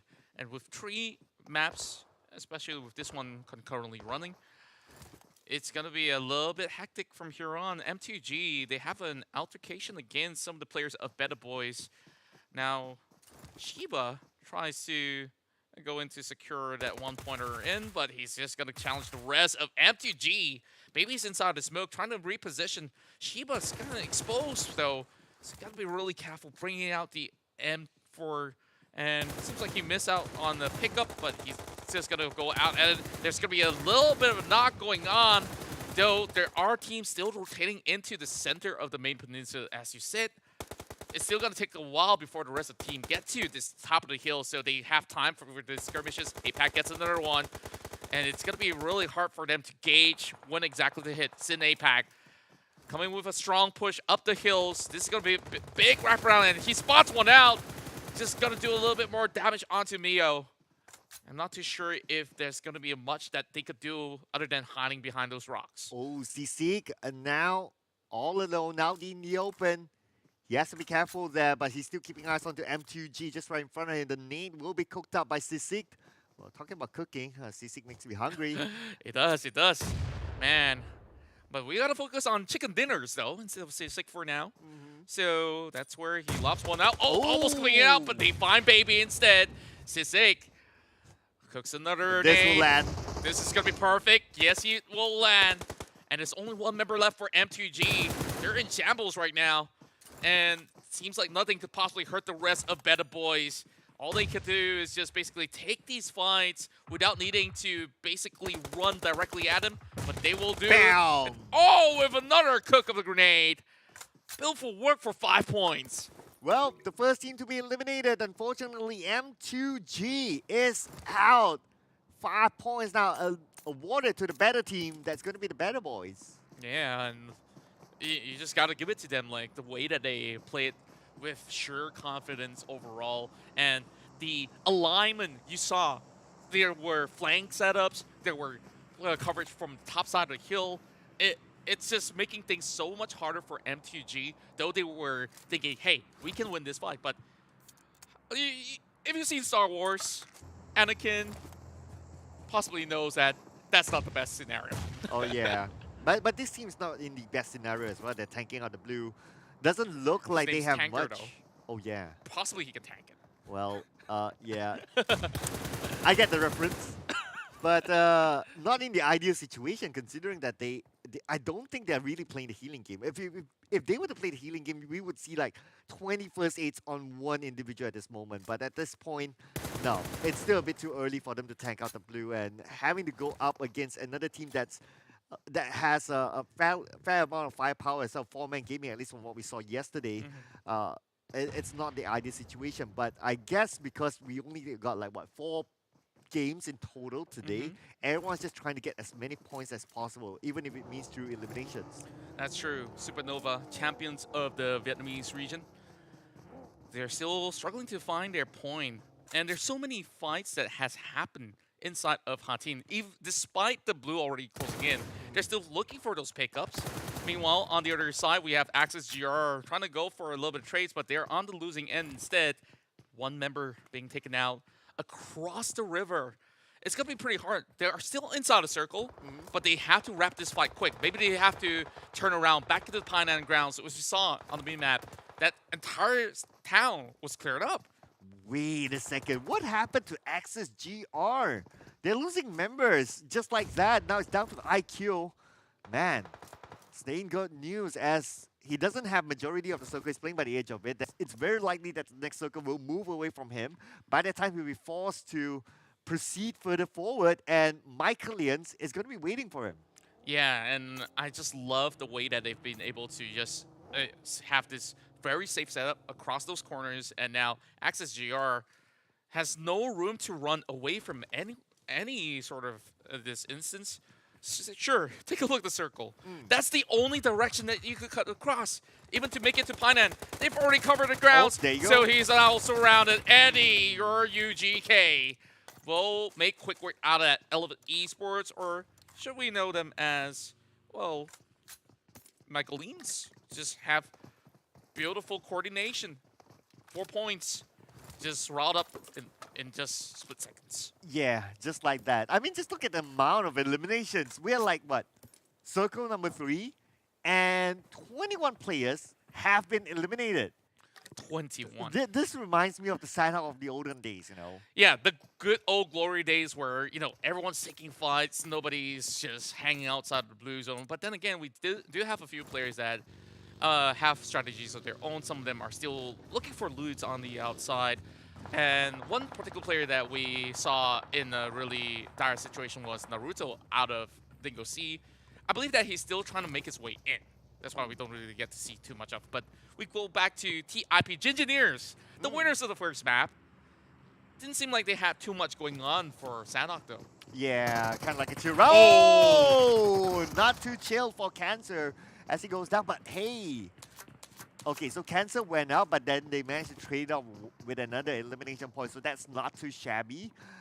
And considering that they're in the circle, I guess it's kind of an okay trade for them. Yeah, I think like overall, so long as you still stash up more points on an average, that will work out as you add up right now. The rest of SW2 Kiddo Sticks, sure, you lose that one member, you got 4, and oh my, Elevate. After clearing out one squad, now they run into another one. Thirsty 7K though, too far to actually get much done against the rest of RMC flanker. They're across the bridge. Now, they have to be moving very slowly. They are just by the rim of the circle. So they just really have to wait things out and take the next step one at a time. Well, the good news is that Easy managed to get across fairly easily. So it's kind of okay for now. But considering that they're playing by the edge of the circle, it's again very likely that they will not get the circle by the next moment. So they need to be prepared with the next step. Interestingly, that no one's actually taking the high ground just on the outside of Painan at this moment. Maybe just RMC flanker, but even so, it's not really a high ground just yet. If they move towards the left, I think it will be a really good spot to hang out. Yeah, overall, you know, out of all the regions that are playing, we see a lot of impressive stuff, but majority of the teams from the Philippines definitely have a lot of strategy involved in their play. You see the way that UC is currently positioned. UC Jaguars out of University of the Cordilleras, they are in the best possible location inside of Quarry, so they get to dictate who gets in and who gets out. Yeah, at this moment as well, we do still Naruto is currently tanking out the blue. So I'm not too sure how many first aid he has, but considering that he's the only player surviving, for an individual to just hold 20 first aids at this moment is a bit tough. Plus, normally if you want to play the healing game, you get your teammates to actually gather those first aids for you. But if you're all alone, it's going to be hard because you don't have enough time. But looking at the next circle, okay, this circle is going to be really tough, especially if it ends up inside a quarry. Yeah, if you see from the minimap on your screen right now, it's directly on those lower end of the quarry grounds, which is a little bit dicey to play on that lower end, or even over the top. Like, you see RMC is just over on the southwestern end, and you have Sticks on the southeast. Every corner that you want to enter to this area has already been guarded. So other teams that are not inside, this is where they just have to brawl their way out. And speaking of brawl, we have one over on the top end of the screen. And it's going to be UTH getting wiped out. Wait a second. How did that happen? They just drove into another team and they got eliminated. The Gingineers, man, I tell you that. Oh, man. Again, it's the Gingineers. Man, but we move on to RMC. Now, RMC have their hands full. They're going up against Supernova. The nade will be caught up by Zai. Will it land onto the other side? Yes, it will, but will it connect? Not just yet. Great effort coming from Supernova, trying to crack another grenade towards Zai Jago. That will flush them backwards. Holding back them ever so slightly, RMC knows that this is not going to be the angle that they should be taking. They should move on the other side of the circle instead. RMC seems like they're more interested on securing points. They only got 2 so far. They were going to be dropping that Molotov into the smoke, trying to clear things out. 𝙏𝙍𝘍𝘽 still have so many utilities, and this is where another team comes in. Elevate Esports storms their way through. They could pick them off easily. Oh, talking about easy. It's coming from the other side. And it's going to be points in the back here. Already 5 points for Elevate Esports as they open up an entry point into the next phase of the circle. Naruto from Dingo still alive. Managed to take out Alara. Wow, Naruto. 21 first hits on Naruto. Oh, He's wow. been gathering those boxes on the way in. Okay, let's see how long could he last.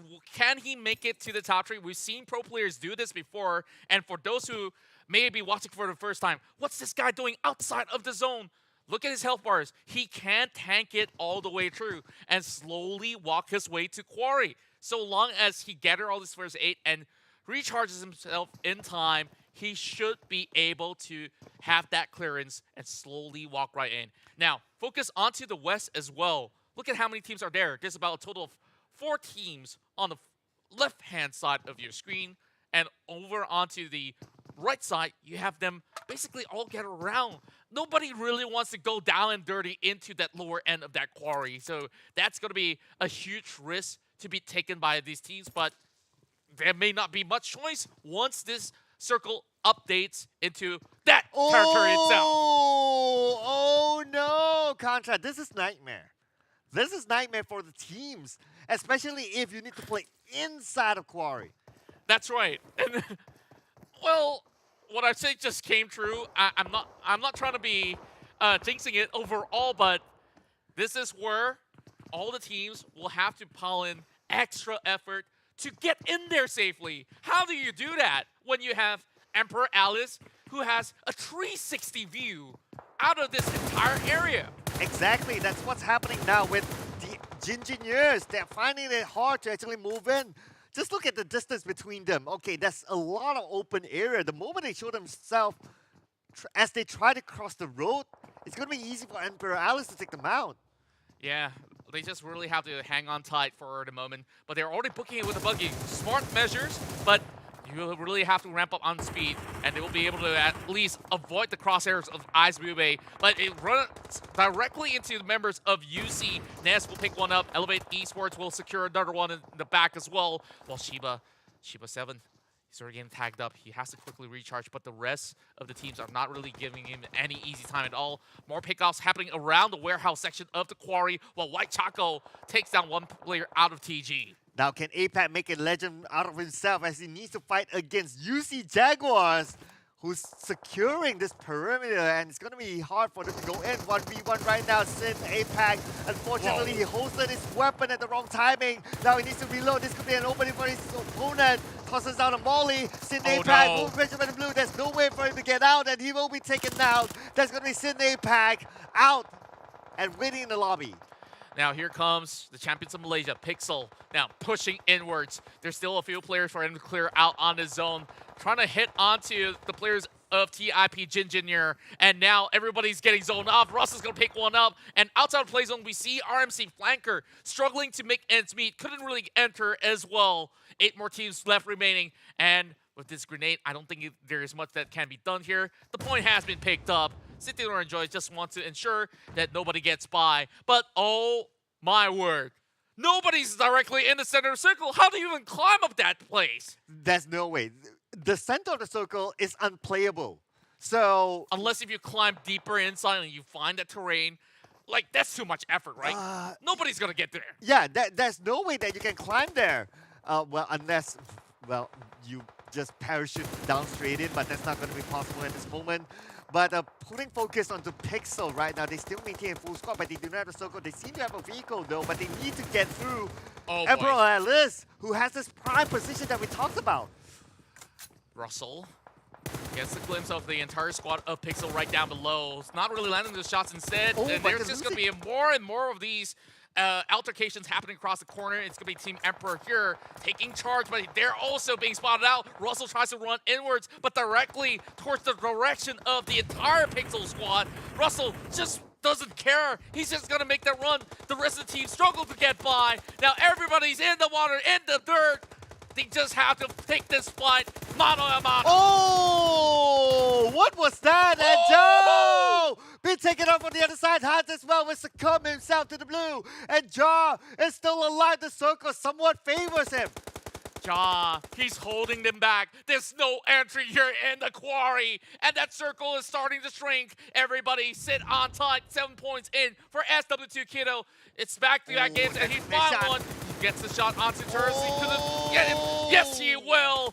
Directly clipped on the feet instead. Zip will help him out. And, of course, sends him back to the lobby. 8 points is what makes things work for SW2. Now, with all the commotion starting to fizzle out, take a look at Izzy, though. Elevate Esports is still in the game. They're just playing slow, healing every step of the way. UC Jumbo found a way to climb up. Tree versus tree is where we're at in the middle of the pack. Oh, I wonder if Naruto is still alive, though. He might be. He might be. The last we saw him having 30-ish first aids, but now putting focus on the Canoon. Again, Contra, it sticks. Heading onto the top 5 spots. As now they move in, Atmos gets 1 over easy. It's going to be an easy elimination for him. Atmos just here we taking go, charge here we from go. the back. Canoon now cooks up the grenade. Might be able to clip Oh! on Jumbo! A huge one! Landed directly onto the member of UC. And what can the Jaguars do? The Jaguars are slowly moving by, getting clipped once again. Trying to zone him out with Molotov. He gets another peg! Make it fun! They jump right in! And it's SW2 Kiddo Stakes that will dominate the entire region.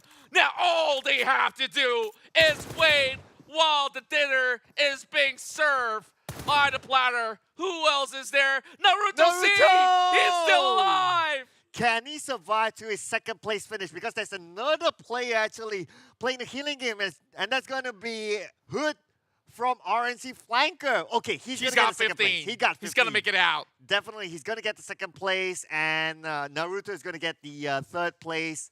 I mean, we all know how this is going to end, so it's just a matter of time. We're just going to take it easy for now. And of course, chill. This is by far one of the hardest games of Sanhok I've seen in many of these games I've ever casted. So we've seen a lot of wonky circles that goes to the water. I feel like this is harder because every step into this quarter region, you're bound to bump into players out there, and this is why you want to ensure that you have a backup plan. RMC Flanker makes it to the top 2 with decent effort. You saw those fights that they were taking over the south side, and eventually they were cleared out, leaving only Jago behind. Dude, sticks, or they're long SW2 Kiddo Sticks. Yeah. Super consistent. Second place in Erangel, definitely going to be first place in Sanhok. They are hot. They are in the driver's seat now to claim that #1 spot. Just one more consistent round, they could be champions. They definitely have the best chance overall, but remember this, there's also other teams that are vying for that spot as well. But we will have to add every single points by the end of this round to see where else did the rest of the team stand, because SW2, the moment that they secure this dinner, you know they're going to be the ones on top. Yeah, definitely, without a doubt. I just wonder about the other teams now, how far of a gap they have with definitely SW2 Kiddo Sticks, or we're going to just call them Sticks. But anyway, ladies and gentlemen, this is it. It's going to be 13 eliminations for Sticks as they secure this chicken dinner, netting themselves 28 points in round number 2. 28 points. If you're telling me to secure 28 points by myself, I'll never be able to do it. And, you know, if there's going to be any pro teams out there looking for new players to join on board, look no further. Some of the best are already here, playing at a Southeast Asia level.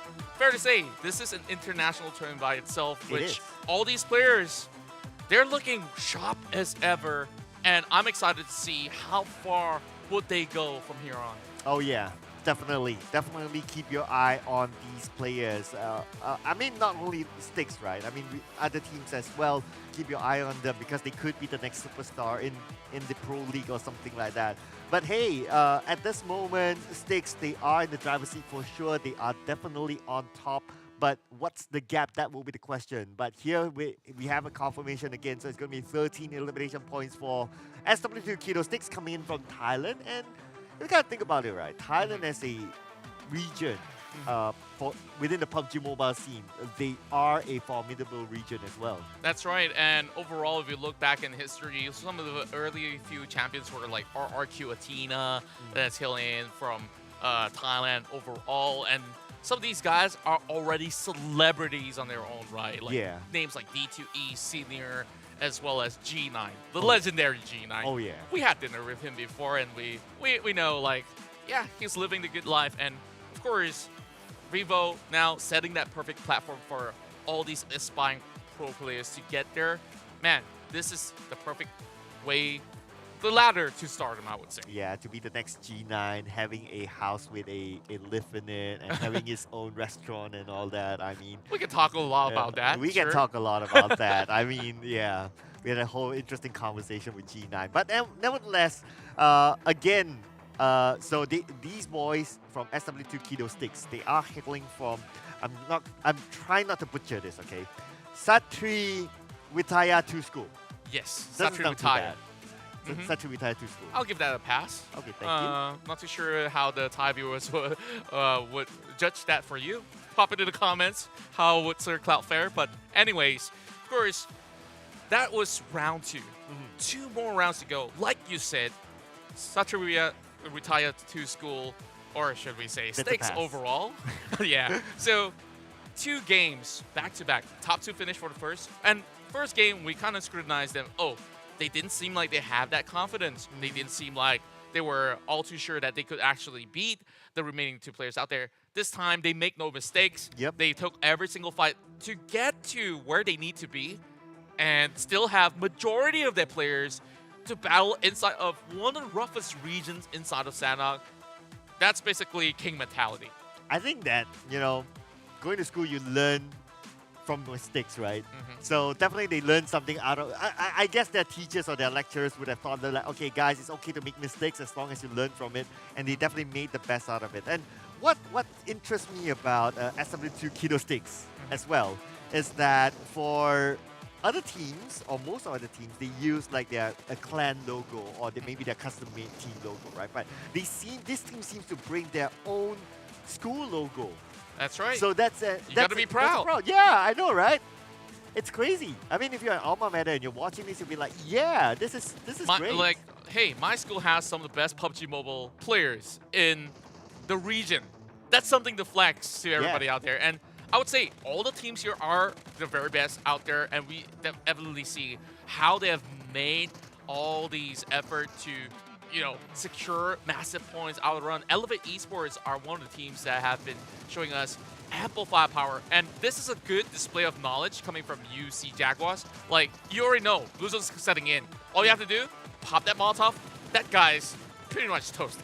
Exactly, and well, I kind of questioned the fact that he holstered his weapon as he was charging forward. But then again, it is what it is at the end of the day. But just look at Sticks again here.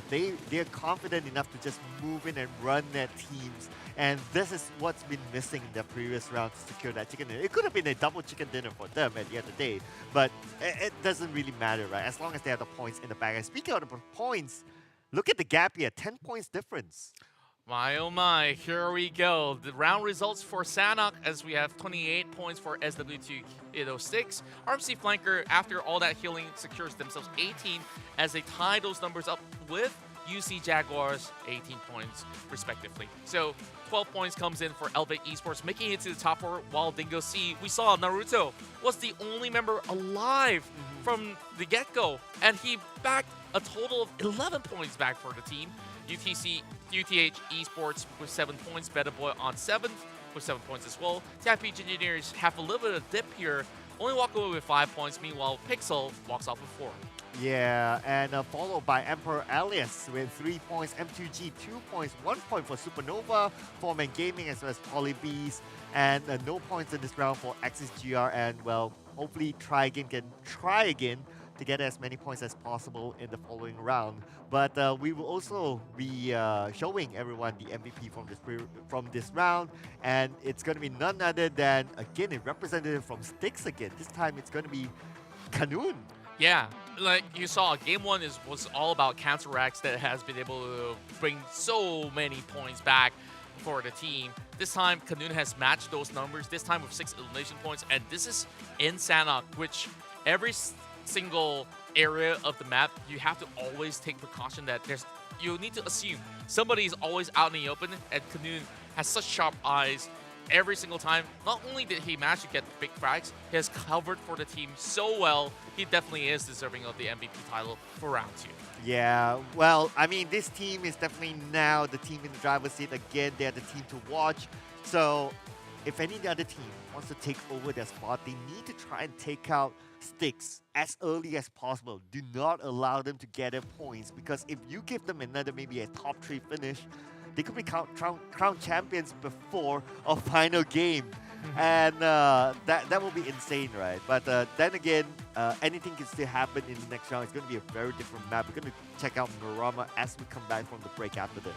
That's right. So make sure you guys stick around. And of course, while you do that, make sure you check out all these updates coming from Vivo. So follow their pages, and we'll be right back after a few minutes.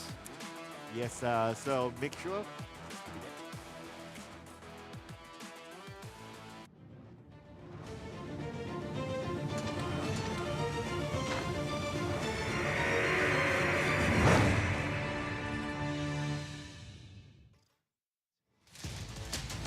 Set.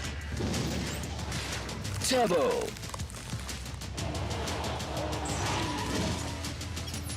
Vivo T1 5G Get Set Turbo. Get Set Turbo.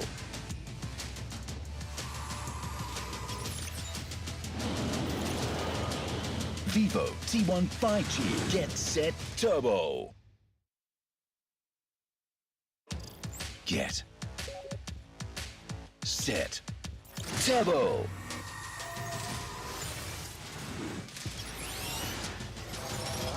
Vivo T1 5G Get Set Turbo.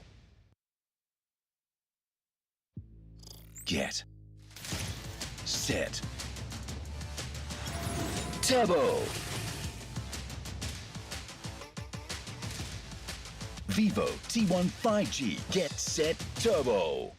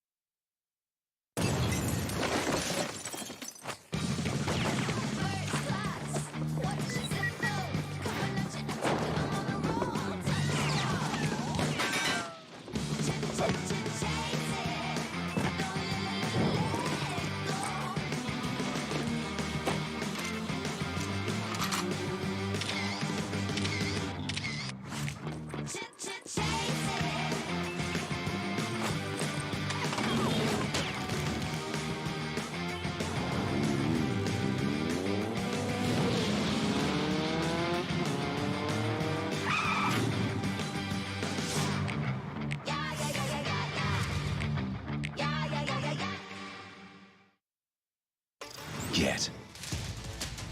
Set. Turbo. Vivo T1 5G Get Set Turbo. Get. Set. Turbo.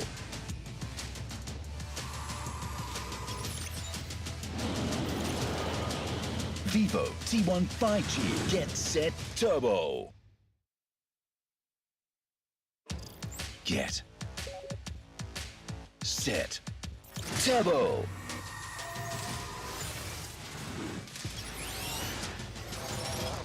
Vivo T1 5G Get Set Turbo. Get. Set. Turbo.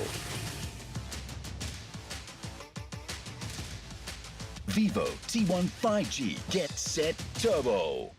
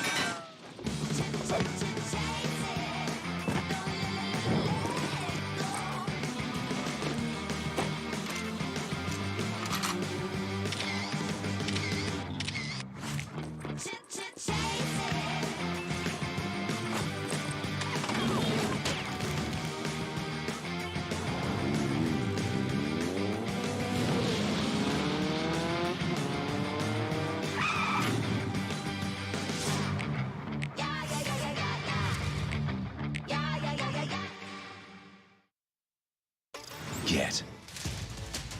Set. Turbo.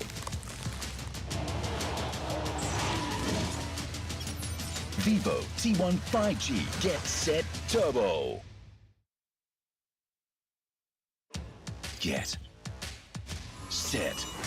Turbo.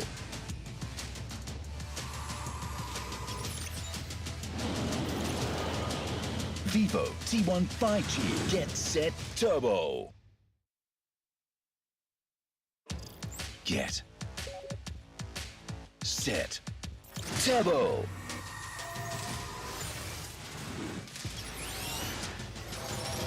Vivo T1 5G, get set, turbo. Get set, turbo. Vivo T1 5G, get set, turbo. Get set.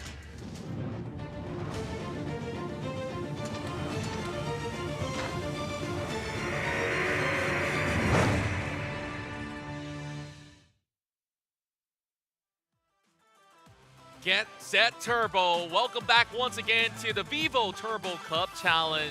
And we're going to be getting more action in PUBG Mobile. My name is Contra, this is 𝙏𝙐𝙍𝘽. And of course, we have to thank Vivo for putting all this together. Hope you guys have a good break and thank you for hanging out with us here over this course of the weekend. As we're going to assure you, we're going to have some of the best games possible in matter of moments. Oh yeah, it's going to be a big moment here as we move on to the next round, which is going to be played in Miramar. So, man, my oh my, so far, very strong start here from 𝙏𝙐𝙍𝘽, and definitely they're going to stick around somewhere at the top. That's right, and it's all about this final two games. This is the penultimate round before the grand finale inside of 𝙏𝙍𝙬, and 𝙏𝙍𝙬 definitely will throw off many of all these players because, honestly, sure, some players may have trained in those cold, uncharted territories in the winter zone, but now we're going to move into somewhere that's hot, somewhere that's heated, because up next, we're going to have Miramar. But before we jump into Miramar, you guys should also check this one out. It's the Vivo T1 5G series model of smartphones coming to you hot from Vivo themselves. Yeah, of course, Vivo definitely the phone that you guys want to get if you want to be as good as our players here today. And the teams, well, so far it's going to be like super competitive, right, as we move on to the next round. Assuming that 𝙏𝙍𝙍𝘽 gets to stick around at the top 3 spot. They could be crown champions again, but anything can happen in Miramar. It's such a big map, and other teams, if they want to take over 𝙏𝙍𝙍𝘍, they need to make sure that they try to eliminate 𝙏𝙍𝙍 as early as possible. That's true, and overall, we've seen the standings early on where there are also teams that are catching up to 𝙏𝙍𝙍𝘍 overall. So I think that if ever the case, if there's any form of slip-up coming out from the top dogs of 𝙏𝙍𝙍, then there might just be a wide gap of opportunity that can be closed out by all the remaining teams that are still chasing for that #1 spot. But whether if they end up top 5 or so, they will still walk away with a little something in return. But top 8, that's the golden number. Yeah, other than that, if you're outside the top 8, then you go home with pretty much memories. But just to recap here, ladies and gentlemen, so the Engineers took home the first chicken dinner hailing from the Philippines. And of course, 𝙏𝙍𝙍𝘍, as we just saw earlier on, Thailand took home the Sandhawk chicken dinner. Now Miramar, we still have Vietnam, we still have Malaysia, who has yet to get that chicken dinner yet. So who knows? Yeah, it could possibly be one of these teams hailing in from the regions as well. So we saw even Supernova have amped up their effort as this Vietnamese team have shown tremendous firepower. But then again, Quarry, that region was absolutely tough, and it was SW2 Keto Stick that has landed the biggest chicken dinner that we've seen inside that standard round. As we compare them to TIP Engineers, they've also made it at least into the top 8 ratio around the core region, so they are still heavy contenders to chase up against 𝙏𝙍𝙍𝘍. Yeah, so Miramar, my oh my, because we only be playing one map per each map per round, right? So it's going to be hard to tell, like, okay, who's going to be kings of Miramar, Erangel, and so on. Like, if they, whatever they learn from that one map, and that's it. They're not going to be able to repeat or repair their mistakes. So they need to be sure they need to be consistent enough to, like, not make those mistakes in that one map by itself.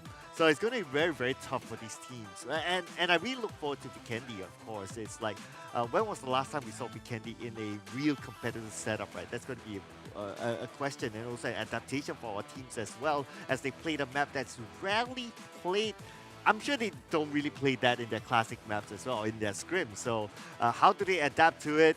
It's going to be the biggest challenge in today's series. And I think that this is what it's all about. New beginnings and new opportunities, especially for aspiring players out there who make it huge. Like, other than the players out there, those of you viewing, if you really want to get your hands into the esports scene, you have to start somewhere. And Vivo has set up this perfect platform. So if there's any more upcoming Turbo Cup challenges, make sure you sign up for it, because you could possibly get your hands on $20,000 or perhaps upcoming season even more money out there. Oh yeah, you never know, right? Yeah. Yeah, and of course this also puts you up in the spotlight, and you know, pro leagues are always running and all that, and naturally teams will be scouting out for new players, you know, upcoming players, what we call those wonder kids. Yeah. And this is a great platform to showcase what you can do as well, and who knows, you might create a career for yourself.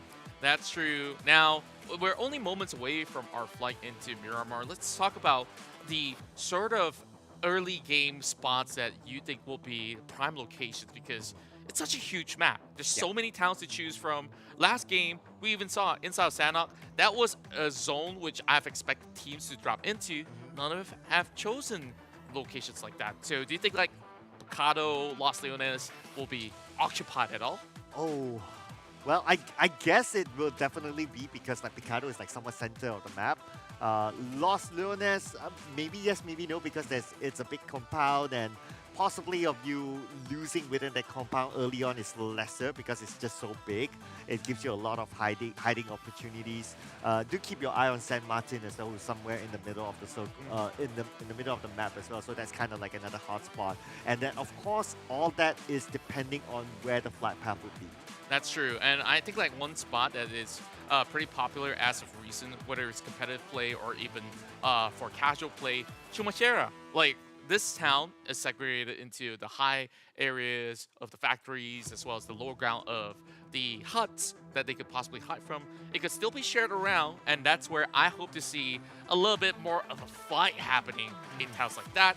Or it could even be El Pozo all the way into the far west end side of the map. And speaking of which, I believe that our flight should be ready for now. So, for these guys out there, this is the Vivo Turbo Cup Challenge, presented to you by Vivo. So, let's hit directly to our penultimate round before we hit to our final game. We'll drop off in Miramar, as we'll have this flight starting off from the southeastern side. And, well, I'm thinking that this is going to look pretty good, well balanced, but any teams that looking to drop into the southern terrains, it's going to be a little bit of off-limit area, which they will have to find a little bit more room to get to where they need to be. So over onto the northeastern side, we have seen UTH dropping into Al Azhar. They won't be challenged by any other teams out there. Meanwhile, for the rest of the squads, it seems like they're also moving into the southern side, as we have two teams inside Impala. Meanwhile, they can go see will take La Bandida for themselves, or they could even float further into the Los Leones region, whereas other teams are aiming in towards the central zone. Over on the power grid areas where our MC flankers is going to be moving into.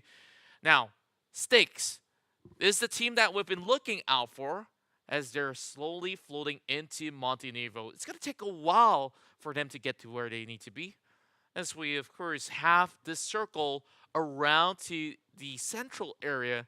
Well, of course, we'll give a little bit of time for Sir Cloud to have a sip of water. Well, of course, Contra here will take you through the early game. So, UC, they were basically around the water treatment section. And I guess, speaking of water, hope you had some good sip of it. Well, I'm happy to have some water. I guess these players, they do not have any, considering that they're dropping into the dusty map. But hey, with that, we have visual onto Sticks again. My oh my. Okay, so let's see where they are at this moment. They are currently just on the outside of Power Grid. Montenegro, yeah, there you go.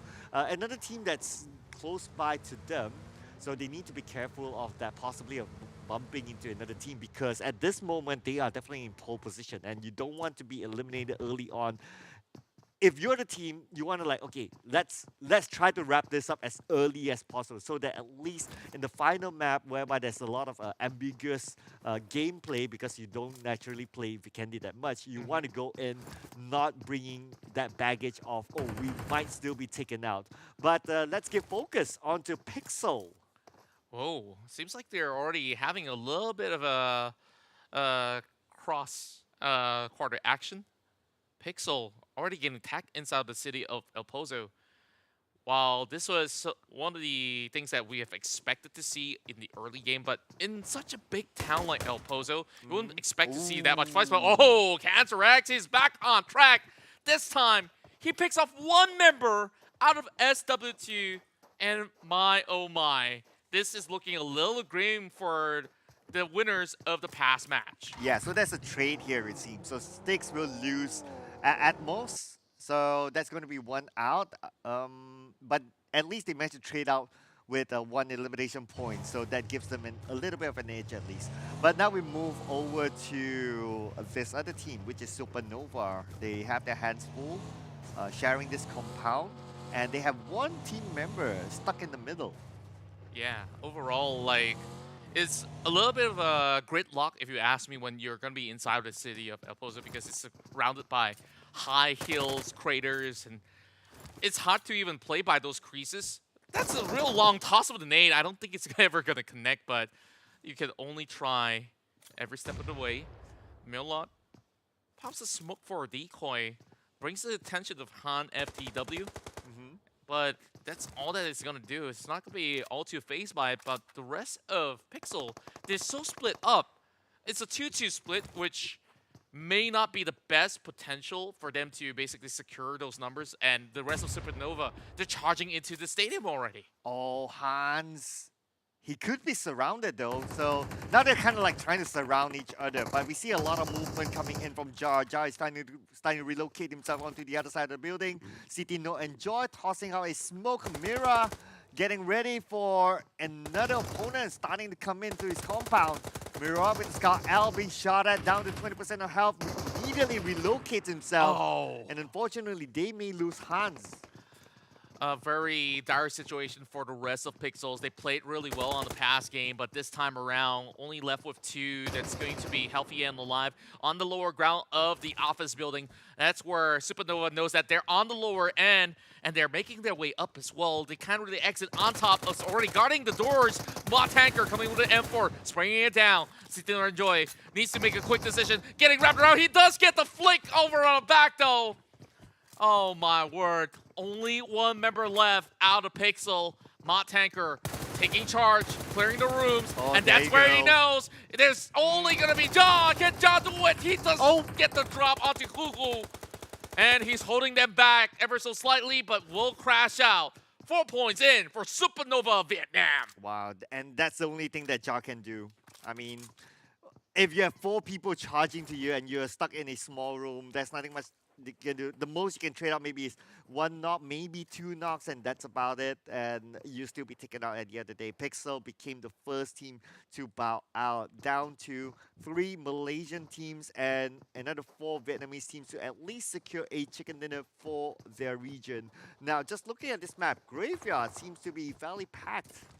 Yeah, and that seems to be the center stage for the playgrounds that's upcoming next.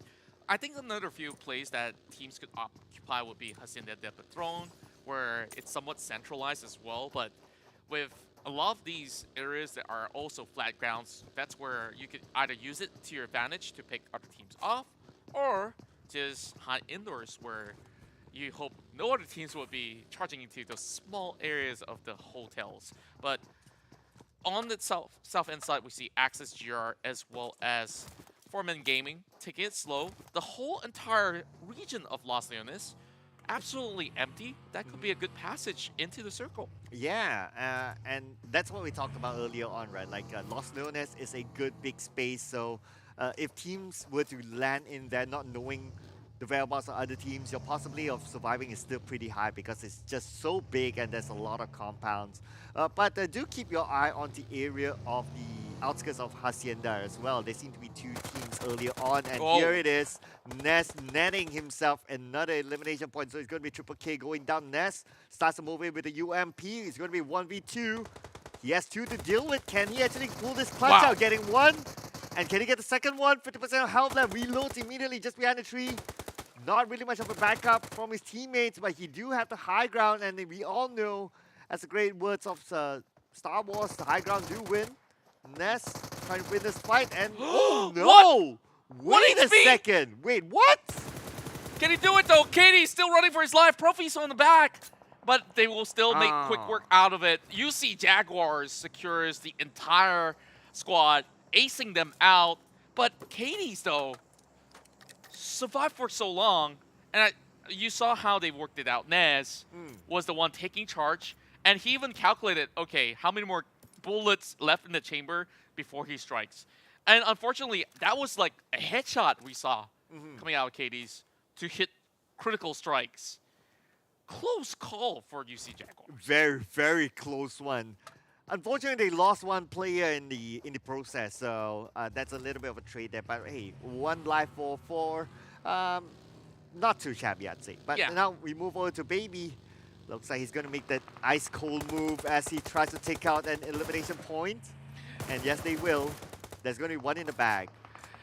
Yeah, Baby leading the charge, and we saw back in game one, Baby has done so much work for M2G as they have managed to at least secure a top 5 finish, the last I recall. Oh.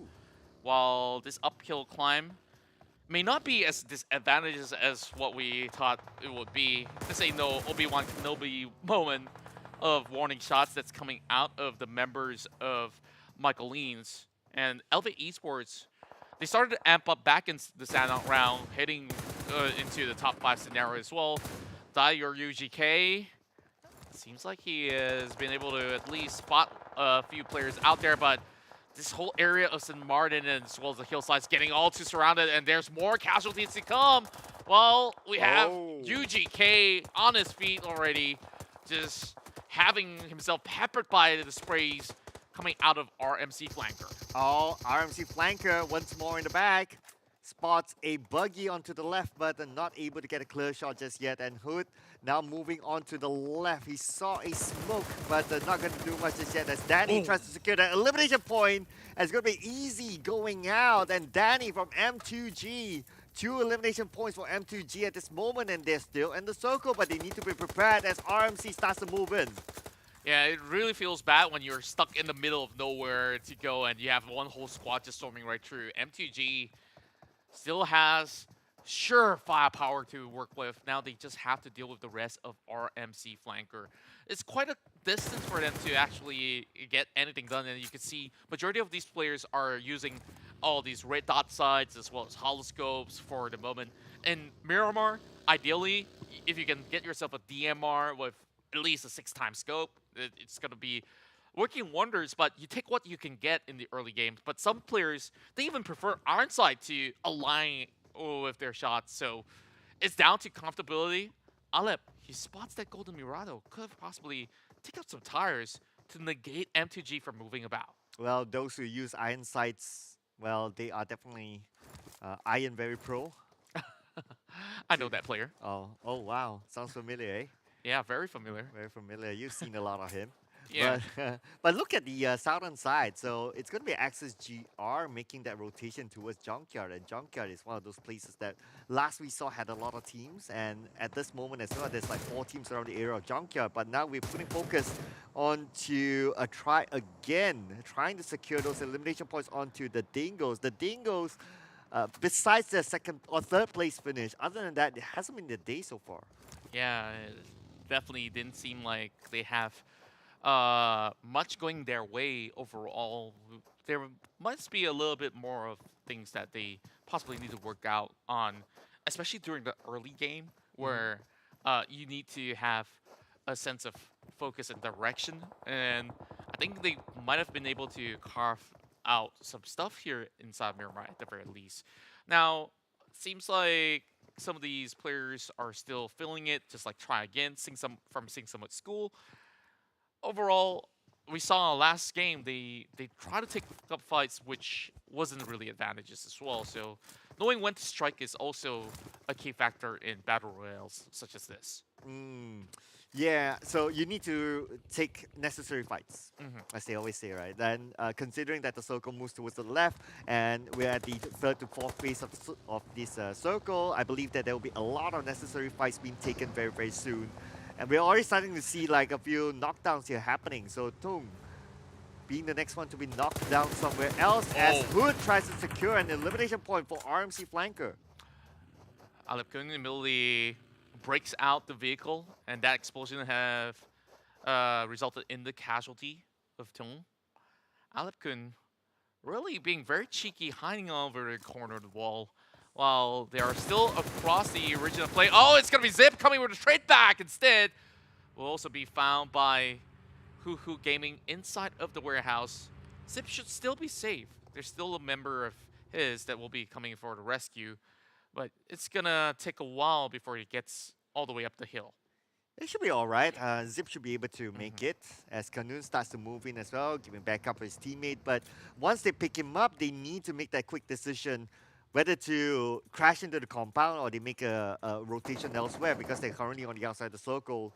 As we move over to Poor Boy, man, he has another team just right in front of him. But he's playing the gatekeeping role at this moment together with his teammates. Yeah, trying to stop teams from moving inbound. While we still have Cantor-X trying to hold on to the rest of Supernova. On top's the only one flanking though, so he has already spotted him out. This is vital information for the side of 𝙏𝙐 overall. Zip closing in. He's getting wrapped around by two members. 𝙏𝙐 Gaming was the one that took him out at first. Now he really has to find a safe avenue to going for the repeat. Damage being done. Cancer gets blown up instead. My goodness, this is going to be the key moment for Supernova to strike down the top team of the tournament. Oh yeah, 𝙏𝙐 goes out. It could open up opportunities for other teams. Now the first aim will be popped out by Zip, but he could not pop that out in time as he goes out. 𝙏𝙐 goes out as well. It's going to be a 13th place finish here for 𝙏𝙐. This could give hope to other teams to take over the top spot. And it's Supernova that will open the doors to this flood, though it's in Miramar.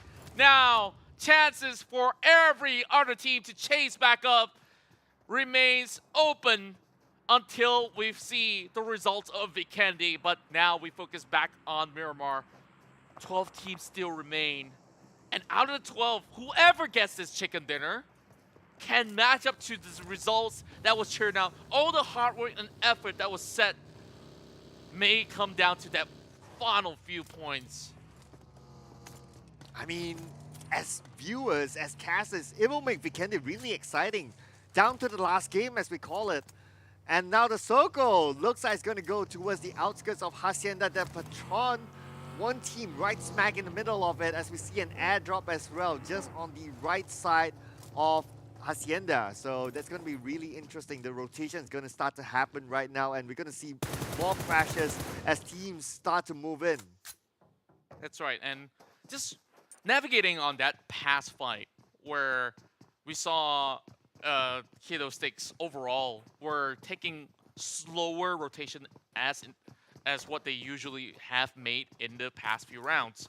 And I think that was also one of the main factors where they were halted back with the rest of Supernova making their route into the circle. And since they're late, they're eventually going to meet up with majority of all the other teams, and that didn't really yield the right results for the team overall. But we're going to go towards the angle of Pride again as they are having the rest of Emperor Alice challenging them over on the lower end of the ridges. Going to drop a couple of grenades. 𝙏𝙐 will be clipped by 𝙏𝙐 from 4-man and immediately getting removed as well. 44 players still inbound while we have Axis GR taking trades. And it was 𝙏𝙐 that got one member out of Axis GR. They will try to fend him off instead.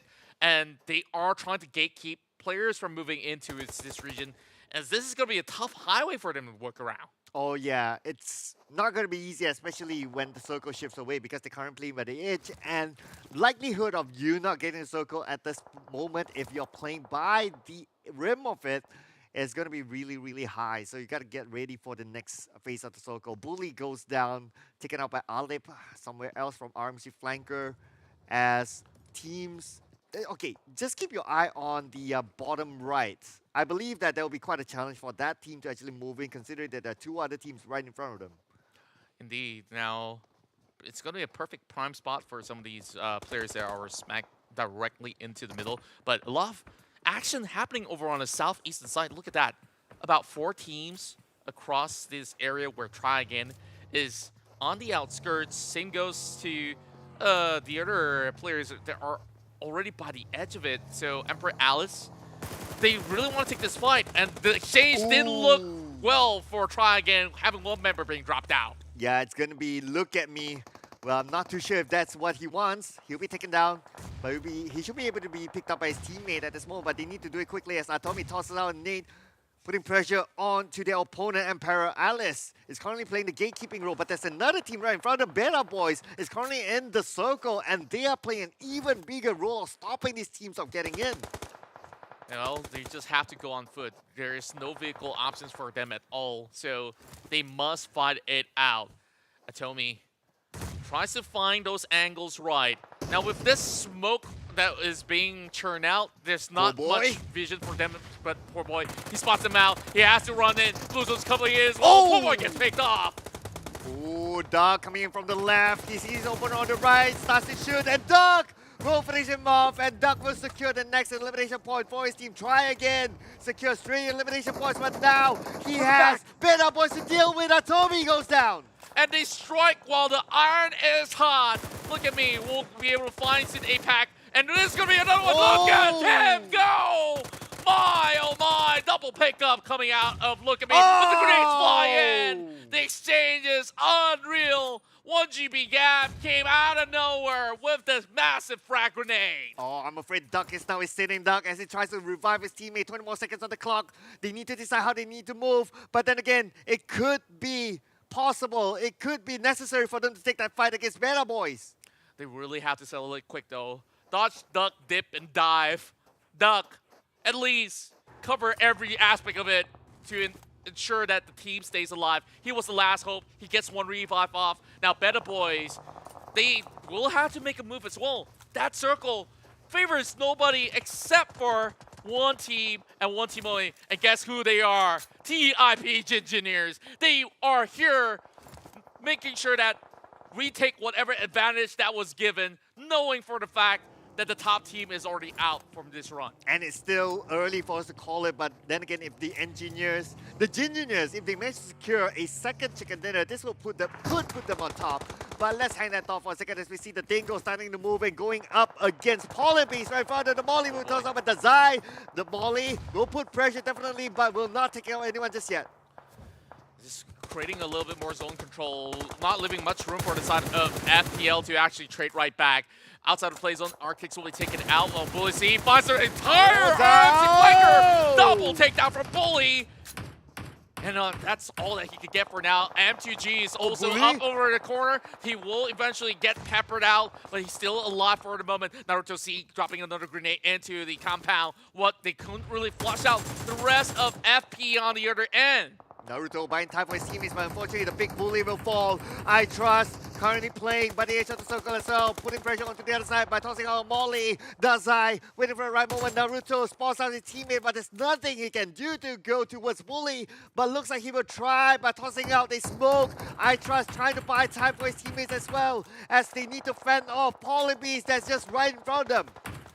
It's going to be DOS Pro that will find maybe though, and oh, one member down out of Dingo C. They still have I Trust here to work it out. And it's getting so close, but yet again, they could not infiltrate that small little car wash of a place that I call, well, it's not really a car wash, there's just broken vehicles all around the corner. But here comes I Trust C. He knows that they're in there. He's just trying to cause a little distraction. Hiding behind the crate is a really cheeky move coming out of 𝙏𝙍𝘍. 𝙏𝙍𝘍, he's just going to be having those decoys thrown at him.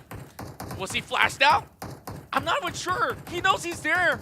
But I Trust doesn't have those angles. No grenades to take him out just yet. He knows he's he's right there. going. And it Oh! pushed down. They will still find him though. 2 members of Dingoes left. Make it 1. Oh, they need to make this quick as jump shot! Jump shot! Coming and taking out the entire Dingoes! And it's going to be Leo securing those elimination points. And now we move over to 4-man gaming, not having the circle, but they have Supernova to deal with. An entire squad's waiting right in front of them. 2 more seconds on the clock and it's over. Starting to close in, but Scary gets 1. It's 4-man gaming, piling it on, and there it's going to be taken down. Instead, Scary turned his back against his opponent, and he will be taken out by the players. No time for them to go in for the rescue. 1 player left for 4-man gaming, and they're making a run for their lives here in the top 6. Look at the circle moving inside this wall. The rest of the Gingineers are also closing in. M2G is going to take this fight downhill where the Dingoes have faltered. But with 2 members, can FPL hold on? Bebot still alive. Got P. He is just getting started here into the late run. Here comes the grenade coming from M2G. Wyan couldn't really connect the dots. He's still hiding behind. Right. It's a slick setup. They know they're behind, and they caught up. Take a move down as well. My word. This is the perfect bunker. And yet again, this team is unstoppable. M2G has no way to go in. Danny, the last man standing. 1v2. Can Danny pull off a clutch here?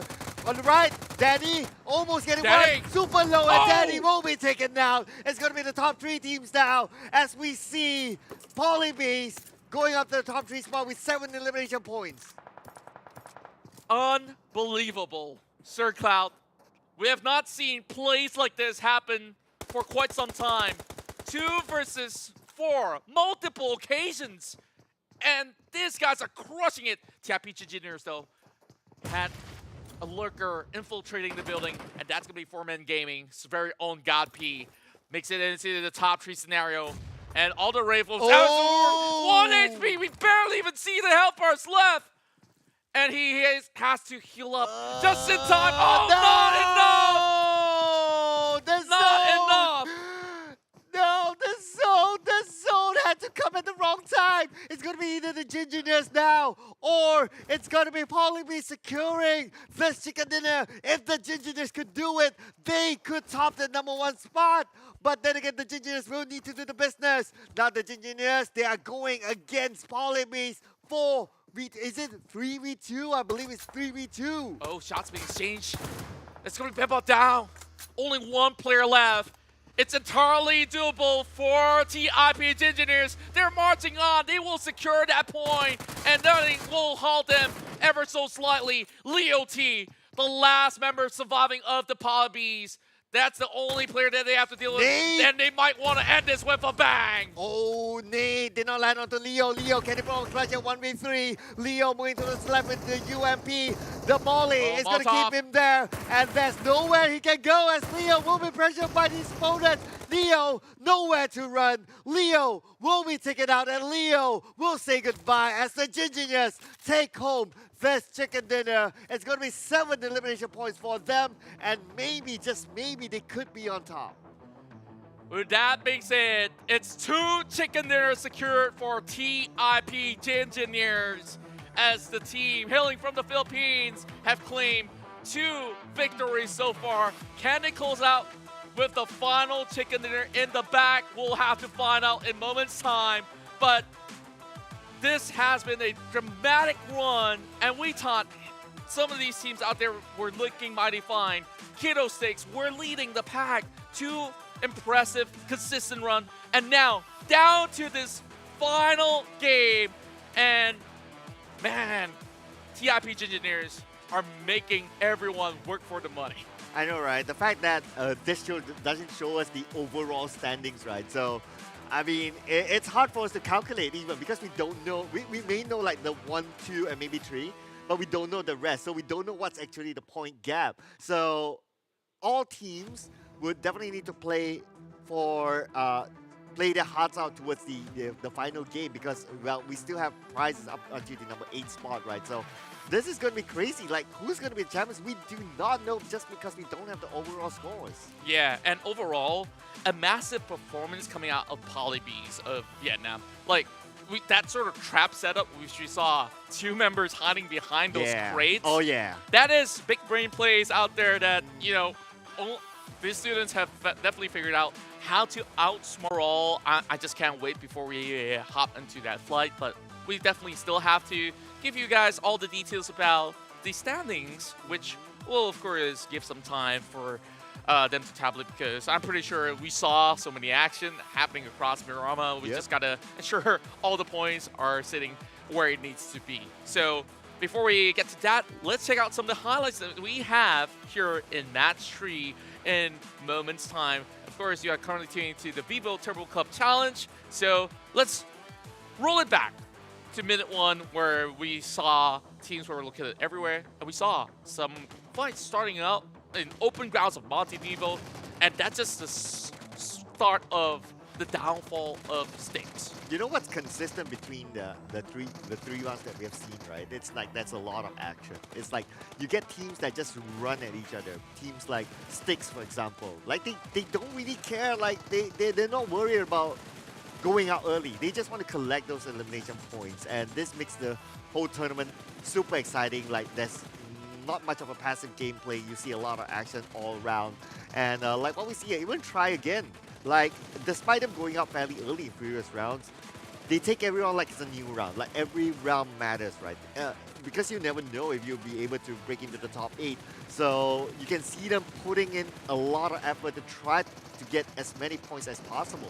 That's right, and these were clutch moments, like this jump shot coming from Vibot, as well as the other member. Definitely have worked things out. M2G, you saw they have a full squad. Yeah. And one after another, they just get outplayed. And overall, it was Zia that will close things out for the TIP Engineers. And here we have the round result after we've concluded Miramar. Yep, it's going to be TIG Engineers, obviously at number 1 spot with 22 points. Polybeast, 19 points. Supernova, 17 points. 4Man Gaming, 15 points. M2G, 14 points. Beta Boys, 7 points. Try Again, as well as UC Jaguar, 6 points each. RNC Flanker, 4 points. Axis GR, 3 points. Dingoes C, as well as Emperor Alias, 2 points each. SW2 Keto Sticks, as well as UTH Esports, 1 point, and no point this round for Elevate Esports, as well as Pixel. Yeah, a little bit of a shift of a paradigm that we are looking at here, because teams like Pixel shine bright in Sanhok. Same goes to Elevate Esports. This time around, not really having the best opportunities to make wonders happen inside Miramar. But hey, open grounds for Vikendi. That's what we all have been raving about. But take a look at that. Supernova now leapfrogs their way, 17 points, and Polybeast's best performance is in this map itself, where Supernova is a team to be respected because they have the highest amount of takedowns in this Miramar match alone. But speaking about respect, right? Yeah. We will be respecting the MVP for this round, ladies and gentlemen. It's probably going to come in from maybe Supernova, but as a confirmation, it looks like it's going to be, it's going to be Shane. Dope again. Shane P. Dope. Yeah, that's his name. Again from the Engineers. This guy was the hero in Wrangle. Because of him, they managed to get the chicken dinner. So if any pro team, I think, were scouting out for new talent, keep your eye on this guy. That's right. Shane was basically the guy that clutched it all back in the first chicken dinner that they've secured. And here, I think that they have been able to put themselves in that prime location across the Hacienda zone, and on top of it all, they've been able to take fights in such a great focus, where there's so many teams wrapping around the edges, and yet again they found their way to take it one at a time. I think like they knew the secret sauce to the chicken dinners overall as they back to. Yeah, so well, the final secret sauce in Vikendi. It's going to be very interesting again. Vikendi, I'm sure the teams, they don't really practice as much in Vikendi, right? But before we jump into that, we will be heading on to a break, ladies and gentlemen. So make sure you don't go anywhere, because we'll be back after this. See you guys after this break.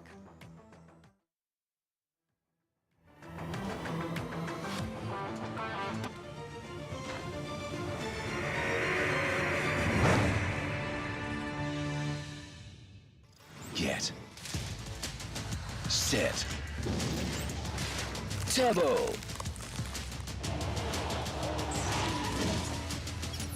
Vivo T1 5G Get Set Turbo. Get Set Turbo.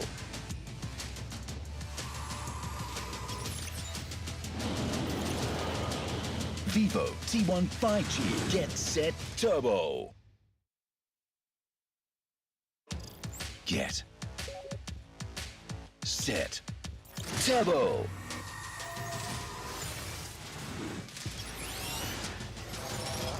Vivo T1 5G Get Set Turbo. Get Set Turbo. Vivo T1 5G Get Set Turbo.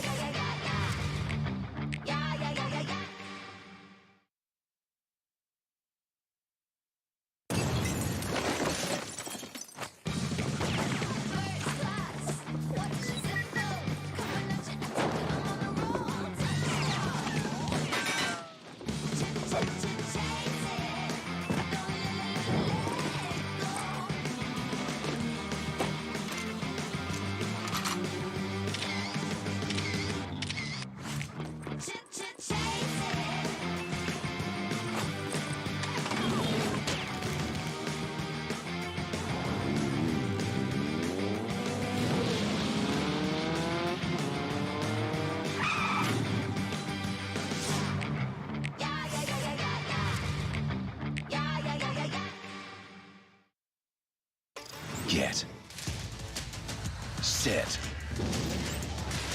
Turbo. Vivo T1 5G Get Set Turbo. Get Set Turbo.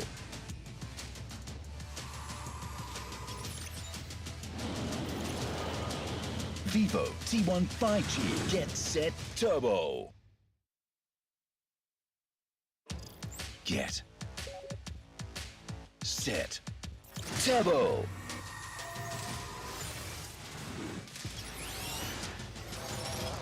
Vivo T1 5G Get Set Turbo. Get Set Turbo. Vivo T1 5G Get Set Turbo.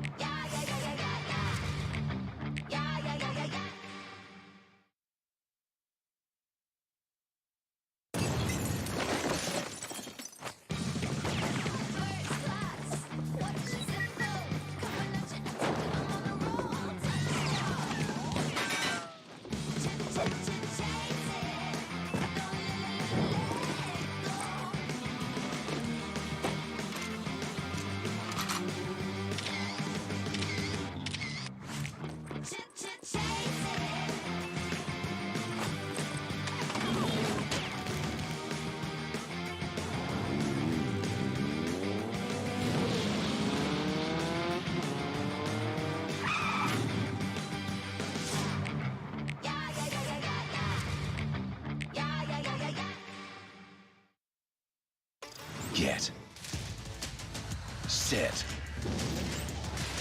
Turbo. Vivo T1 5G Get Set Turbo. Get Set Turbo.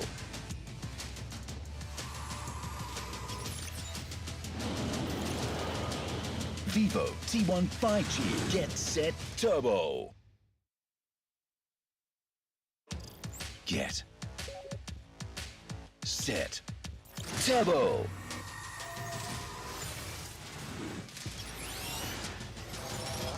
Vivo T1 5G Get Set Turbo. Get Set Turbo. Vivo T1 5G Get Set Turbo.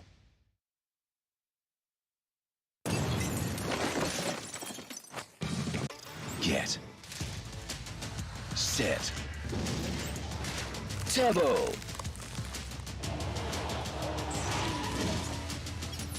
Vivo T1 5G Get Set Turbo.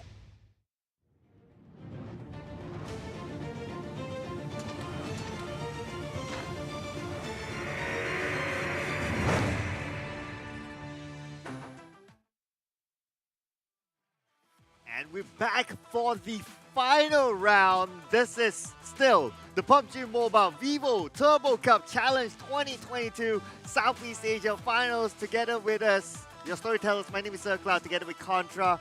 And we would like to take a minute to thank Vivo for having this tournament for all of us. That's right, and it definitely has been a blast for the past 3 rounds, and now it has come to the finale. The final map, the last hurdle for all the students across Southeast Asia, the top competitors in PUBG Mobile, is here to prove that they are worthy to even challenge some of the best pro teams out there. And we've seen great, impeccable skills and the outplays. It will all come down to this map that we have not seen for a very long time. It's Vikendi. And of course, once we are getting ourselves into the game, I have to remind all of you guys to check out all the amazing things that Vivo has to offer. And of course, with the latest Vivo T1 series, there's a whole lot that you can get for yourself, as there is the Vivo T1 5G that comes with the latest Snapdragon 778G. It is the 5G processor with the fastest processing power amongst its peers, so you got to check it out because you want fast gameplay, you want great loading times. Yeah, everything's there packed in one smartphone. And if you're worried about your old phones all having low battery life, 2 games of PUBG Mobile and it's already gone, don't worry. With the Vivo T1 5G, you can have fast charge with 66 watts of charging, and of course 4,700 mAh battery, ultra fast charging for ultra long play. And while you play, you want to enjoy the visuals. You want to have a good look on what's around you. You want to enjoy it. And of course, that comes together with a 6.44-inch 90Hz AMOLED screen. And that's something that you will want to have if you want to have a good look on our next map, which is going to be Vikendi, of course. It's been a while. And besides that as well, it comes with a 64-megapixel AI triple camera and a 4K Ultra HD video, as well as a dual view video as well. But ladies and gentlemen, before we head on to Vikendi, we will have a little bit of a recap of what has happened so far on our overall standings. Okay, this is going to be a big reveal on who's going to be able to chase for that #1 spot. Let's take a look right now. Wait a minute, we have a tie between SW2 𝙏𝙍𝘍 as well as TIPG Engineers. Both teams, 54 points. M2G at 3rd place with 31. What happens if M2G gets that chicken dinner? They could also match up, but they also need enough points to climb up. That's also due to the fact that if TIPG Engineers or SW2 don't perform up to the standards that we're looking for, and you have UC Jaguars 35 points, 24 for both RMC Flanker as well as Supernova, and I think that there's still some opportunities here that we have to look at. Yeah, there's still opportunity for UC Jaguar as well. So on an average, you would say that, okay, Chicken Dinner plus 10 elimination points, that's pretty average, right? So that means that UC Jaguar with 35 total points stand a chance as well to get the #1 spot. We never thought it would be this close for the #1 spot as well. But of course, let's not to forget, there will be prizes up until the #8 spot. So there will be teams on page #2 as well, like Emperor Alias, 18 points, Foreman Gaming, 16 points even. They can still break onto the top 8 to at least take home an amount of prize pool for themselves. That's right, top 8. That's where they'll be rewarded with some prizes out there. So without further ado, let's hit right into our final map here in the Vivo Turbo Cup Challenge. It's gonna be Vikendi. My, oh my! I missed this map. I missed the view, and it's also scenic. And look at all the names that we have known for the longest time. So everything stays pristine, intact. And this flight path starts from the north all the way to the south of Milnar. I think that despite wherever this flight goes, you will still be able to reach every part of the map. That's the beauty of it. And your town is still in there. Yeah. All the way by the edge, by the hot springs. Like, that's how I like to keep myself warm. Wow. Cantra. It's not can't-tra. Or actually, it can't. It can. Yeah, it can and it can't. Raw. Raw. But anyways. Anyway, this is okay. It's going to be a very interesting one because there's this river right in between the circle, right? So Mhm. it can either end up on the left side or on the right side. So teams will need to make a guess of where they want to be at some point. And Vikendi used to be this map that's fairly slow paced because there's a Yeah. lot of those small compounds. So we can expect maybe that, or maybe even a fast-paced game because we did see like the trend of these teams, especially like in Sanok, they like to run at each other. So we can expect a lot of action. And speaking of action, wait a second, did Melo just troll his teammates? Well, just testing out some of the weapons because there are exclusive weapons that you can true. find inside of the candy. So you just gotta make sure you test out of it. We saw the Scorpion coming out, which, it doesn't really appear in almost every single map out there. And I do believe that was an MP5 that was in the hands of one of the players, along with the DBS. So they just really have to quickly adapt to it, see how the firing rates are like. And speaking of firing rate, White Choco gets first dibs, taking down Hans FTW of Pixel. So it's still not really a secured number just yet. Now, inside of Vanova, this is a beautiful town where you just have a lot of all these shop laws that you can work with. Another few places that will be by the edges of the map, like Dobo Mestro, has a lot of loots, but it's all the way far on the western end, which is not covered by the first circle. And what I will focus on from phase 3 onwards is like crossing over. Like there is that frozen river if you're on the middle ground of the circle, but anything over on the south side across Bonova, those are just water. So you just have to really gauge, could you walk on ice? Could you just swim by? Swimming takes a longer time for you to cut across. And map knowledge will be a challenge for these teams, like what we mentioned, right? I'm pretty sure in their regular scrims, their daily practices, no one really practices this map. So it will be crazy, right? It will be a challenge. It will be like, okay, where are we gonna go next? Like, what sort of positions are good, or what are prime positions in this map? This will be, and they will also need to adapt to like current metas of like, okay, now DBS is a thing. Yeah. Like that could probably also play a part in like how you want to position yourself in this map, and not knowing the map as familiar as other maps, it will be a big challenge for the teams. I absolutely agree. So this is the ultimate test for everybody out there. So speaking of which, I find Vikendi to be like a good balance between match in Miramar as well as Erangel because in terms of the terrains, you have some high ground, some low ground, fair distance of coverage of open areas of play as well. So you really have to depend on those terrains to make wonders work for you. Now, we're going to be looking at M2G. This team have found their way into the late game on the pass round of Miramar, and they are also in the running for the title. So top 3 is where they're currently at with 30 over points. So that means that this team has to find the chicken dinner and close out the round with at least 10 points of eliminations in order to have some chances at the top prize of $10,000. Yeah, at the same time, they need to hope that teams above them don't gather points. So, well, that's going to be a bit tough, right? It depends. If you meet them, then you may have a chance of taking them out. But if not, it's like you have to depend on other teams to try to take out the top competition, and that's not going to be easy. So let's see what happens as we see the elimination feed starts to roll. CT No Enjoy not enjoying her stay in this area, whereby she'll be taken out, and Jar is the last man standing again for Pixel, depending on Jar for placement points. Yeah, Lara finding the pick as well, straight for a headshot. That only leaves Pixel all alone. And you know what we've been missing out? Snowmobile! Oh! Okay, I don't think Jar misses that at all.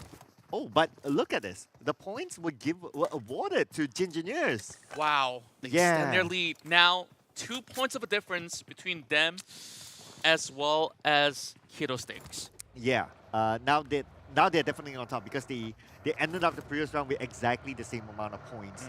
But looking at the elimination feed as well, looks like Axis GR may lose Artix very, very out in the open. I don't think there's much that his teammates can do. Yeah. It's a little bit of a far stretch. Speaking of a knock, there comes the vehicle driving past him as he's trying to avoid any sort of, well, forget that. He couldn't avoid it at all. So, yep, peppered up, and that's going to be an easy, secure overall for Emperor Alice.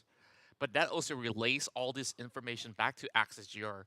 They've been finding this tournament to be quite the challenge, where a couple of rounds, they have some glimpse of excellence at the very least in some of these bigger maps. Now, take a look at that. I've never been to this part of Hot Spring, though it's my town.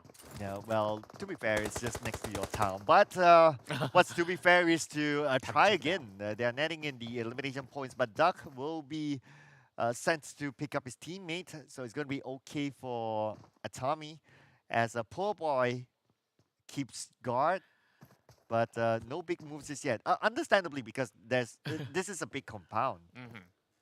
Well, easy come, easy go. Little high, little low. Tanker though. Just go on. One more line. One more line. Yeah. I forgot the lyrics. Okay, never mind. Yeah. I was hoping that you would impress me, but maybe in later other on, ways. hopefully. Yeah. Thirsty though, man, couldn't get a cup of water, so he's just gonna be hunting out for a bottle against some of these teams out there, and we're already seeing the rest of Try Again having a really solid start overall. Poor boy needs no sympathy. Well, I hope he doesn't bottle as they go mano to mano. Oh, I'm trying. Yeah. Hey, you talk about the DBS. Katie's bringing it up while Millie secures it against 𝙏𝙍𝘍 Gaming. And it was Supernova that was the one that took down SW2. And oh boy, Milon out in the open and gets the exchange. Still holding on strong, but the rest of Supernova is currently in trouble. There's also RMC flanker on the outskirts. Oh my goodness, check out the companion, the cat. I cannot. The companion cat. I gotta get myself one. That's so cute though. Like, thank you. Oh boy. That's not cute. Yeah. Grenades. Gotta look out for them. So, on top, he's holding on to the other side. UTH now pressing on the attack. It's gonna count him out just yet. It's gonna be M2G also running away from this fight that's gonna be happening over on the corners of Kantra. But here comes Thirsty going with that nade toss. A little bit more damage being done. Tico Nudo holding him back. Forces Thirsty 7K to fall back. At least M2G recovered some of the members that were knocked down earlier. I mean, I know, I get why hot springs are attractive. Like they're really, it's a really nice place, but because it's hot. Because it's hot, like me. But I didn't expect that every team, like there are like what, 3-4 teams wanting to take over Hot Spring, and Hot Spring is not even within the circle. Right, and I guess like they just really want to take a little bit of sightseeing, but then again they got themselves into a little bit of mess here. They spot out 𝙏𝙍𝘍 from the other end. Elevate Esports haven't really had opportunities to strike from the lower ground. And this is getting more and more difficult. They don't really have vehicles to even move out of this town. And clock is ticking. First phase of the zone closing right in. And teams are basically booking spots across Pavasto, being the center stage of it all. Winery has been cleared up. So teams from this far south are moving southeast. Yeah, it's like, I don't know, they just want to join up with this party. But then again, talking about party, it's going to be Shoddy getting that knockdown. So it's going to be 2 points secured for himself. Wow. Shoddy, I believe, of course, is one of the female players who are also taking part in this tournament. And she's doing really good work out there, holding her own just fine by the staircase. And I think, like, this goes back to the point where, because their teams are not familiar with how some of these buildings look like, you take good advantage of it. Yeah, I think it goes both ways, unless they've been really practicing Vikendi. But oh, Shoddy. Yeah, nothing can practice them against the zone, as the zone will put pressure. But still, the first phase of the circle, though, so it's going to be okay still. But how long are they going to play there? As APAC tries to get one for himself with the long range coming in, and it's been a while since I last saw this weapon. Sine Pack doing a lot of damage. Oh, Oh. no. Oh, UTH, wait. What? they're What? slowly crumbling. There's only 2 players left, and they're just having drive-bys happening. 𝙏𝙍𝙍𝘍 comes in with the pick as well. Oh, 1v1. Shiva going down. 𝙏𝙍𝙍𝘍 now pushing in with the UMP. Can he do it? He does! Whoa! There you have it. He's having 𝙏𝙍𝙍𝘍 of his opponent, but he's not done yet though. But the good news is that he's still at 100% health.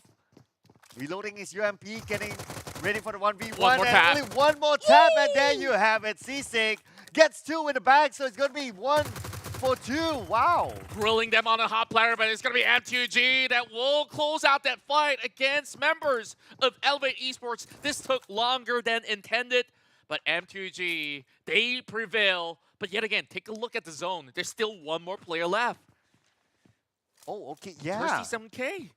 Oh, okay, and they're not letting go of Hot Spring just yet, despite them burning in the blue zone. I mean, guys, it's time to move, though.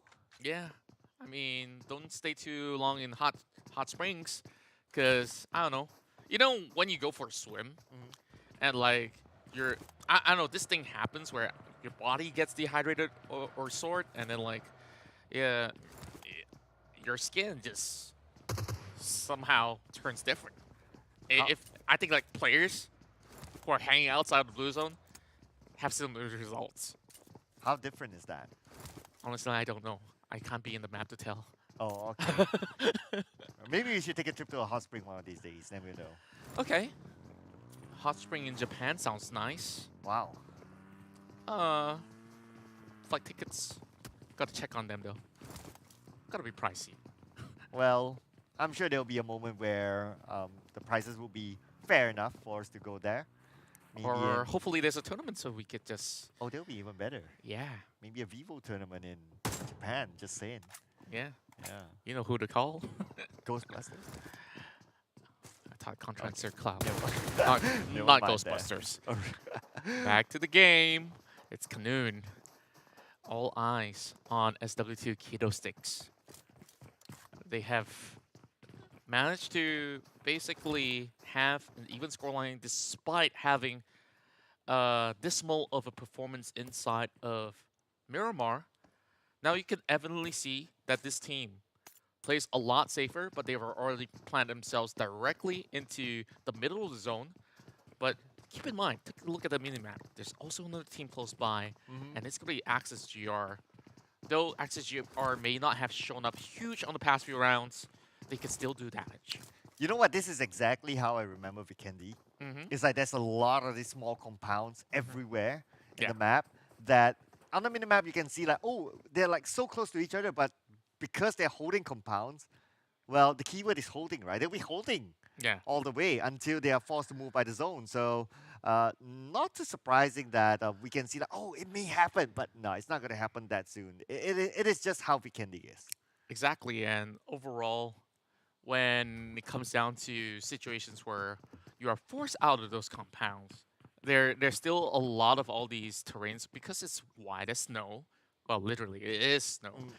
If you're going to be wearing like outfits that are maybe a little shiny, a little white, you kind of can blend in into the surroundings. Or, oh yeah, fun fact.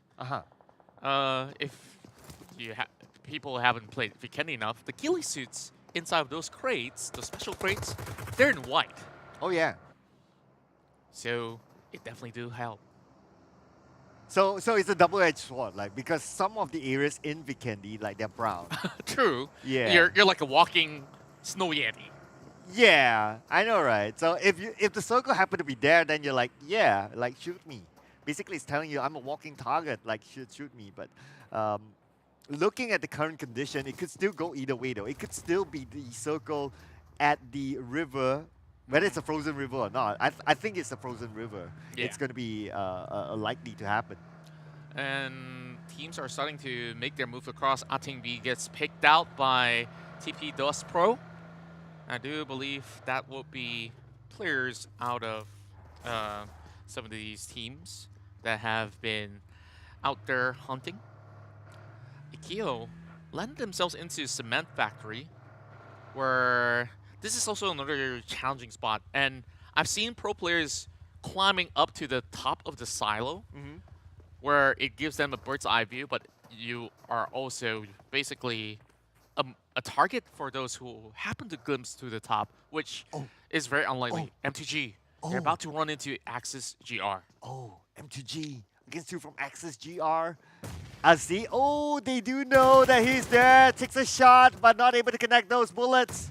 And unfortunately, compromises his position. He'll need to fall back, try to find a good angle. 𝙏𝙍𝘍 tosses out a nade. The nade will not connect enough as 𝙏𝙍𝘍 maybe taken down to 40% of health, but there's another one waiting for him behind. Whoa. And with that DBS, 𝙏𝙏𝘍 will go out. That's going to be 12th place for Axis GR. Remember this, M2G, they're on 3rd place. Now they have 6 points to start off the round here.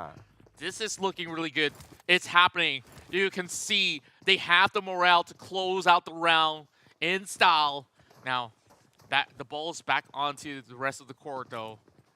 TIP Engineers. After that early game pickup, we haven't seen all too much from them, but take a look at Pavasto. Is being surrounded by 4 to 5 squads across that township. This is akin to Painak inside of Sanok. A bridge to separate 2 sides of the town, and it's going to be hard for you to go in for exchanges, and you're going to expect a lot of other teams to also be inside of those compounds to work around with. M2G, all surrounding the cement factory, they can wait it out and see where if this circle pulls back down south. Yeah, it'll be interesting to see if the circle moves away from Pavasto, but looking at the current condition, it's very likely to still have the circle within it. So whoever is in it at this moment, we see at least 3 teams inside of Pavasto. It should be okay for them. Now, Vikendi again is just look at the amount of dots, right? There's a lot of like small compounds to move. So normally teams will like, okay, move from compound to compound to compound. Like you don't normally see teams out in the open that much inside of Vikendi. And as what I predicted, Pavosto is still in this, but Cement Factory this time is the center of attention of the map. That's right. Despite M2G being in the Cement Factory for the temporary measure, there's a lot of grounds to cover because they're on the south side. The north is completely wide out in the open. That's where other teams can basically move in. You can see the rest of Emperor Alice closing into that section that we've been talking about, and Wien tries to stop them on their tracks. 𝙏𝙐𝘍 has to turn back, and that's just a little bit of a tough spot for him to basically swerve back. But thankfully, through the snow he goes, and that also retrieves all the information that M2G needs, that the rest of Dingoes is out in those compounds. Yeah, M2G, if they can secure more elimination points, that could boost them up a few, maybe the top 3, but we'll need to wait and see what happens later on as their closest rivals like 𝙏𝙐𝘍, they're still in this, like the Gingineers, they're still alive as well. So they are collecting points as time goes by. That's true. That's why they really have this piling pressure on top. But imagine this, if they close both teams, take every single point, that's another 8 points that they could actually get. But how much would they suffer in return? Because in this sort of altercations, you would expect a little bit more exchange to happen overall. UC Jaguars over on the edges of Pavasto. Many teams have not really left the Pavasto town because it's still having some areas of coverage still within the circle. Profi just hanging out over on the top side.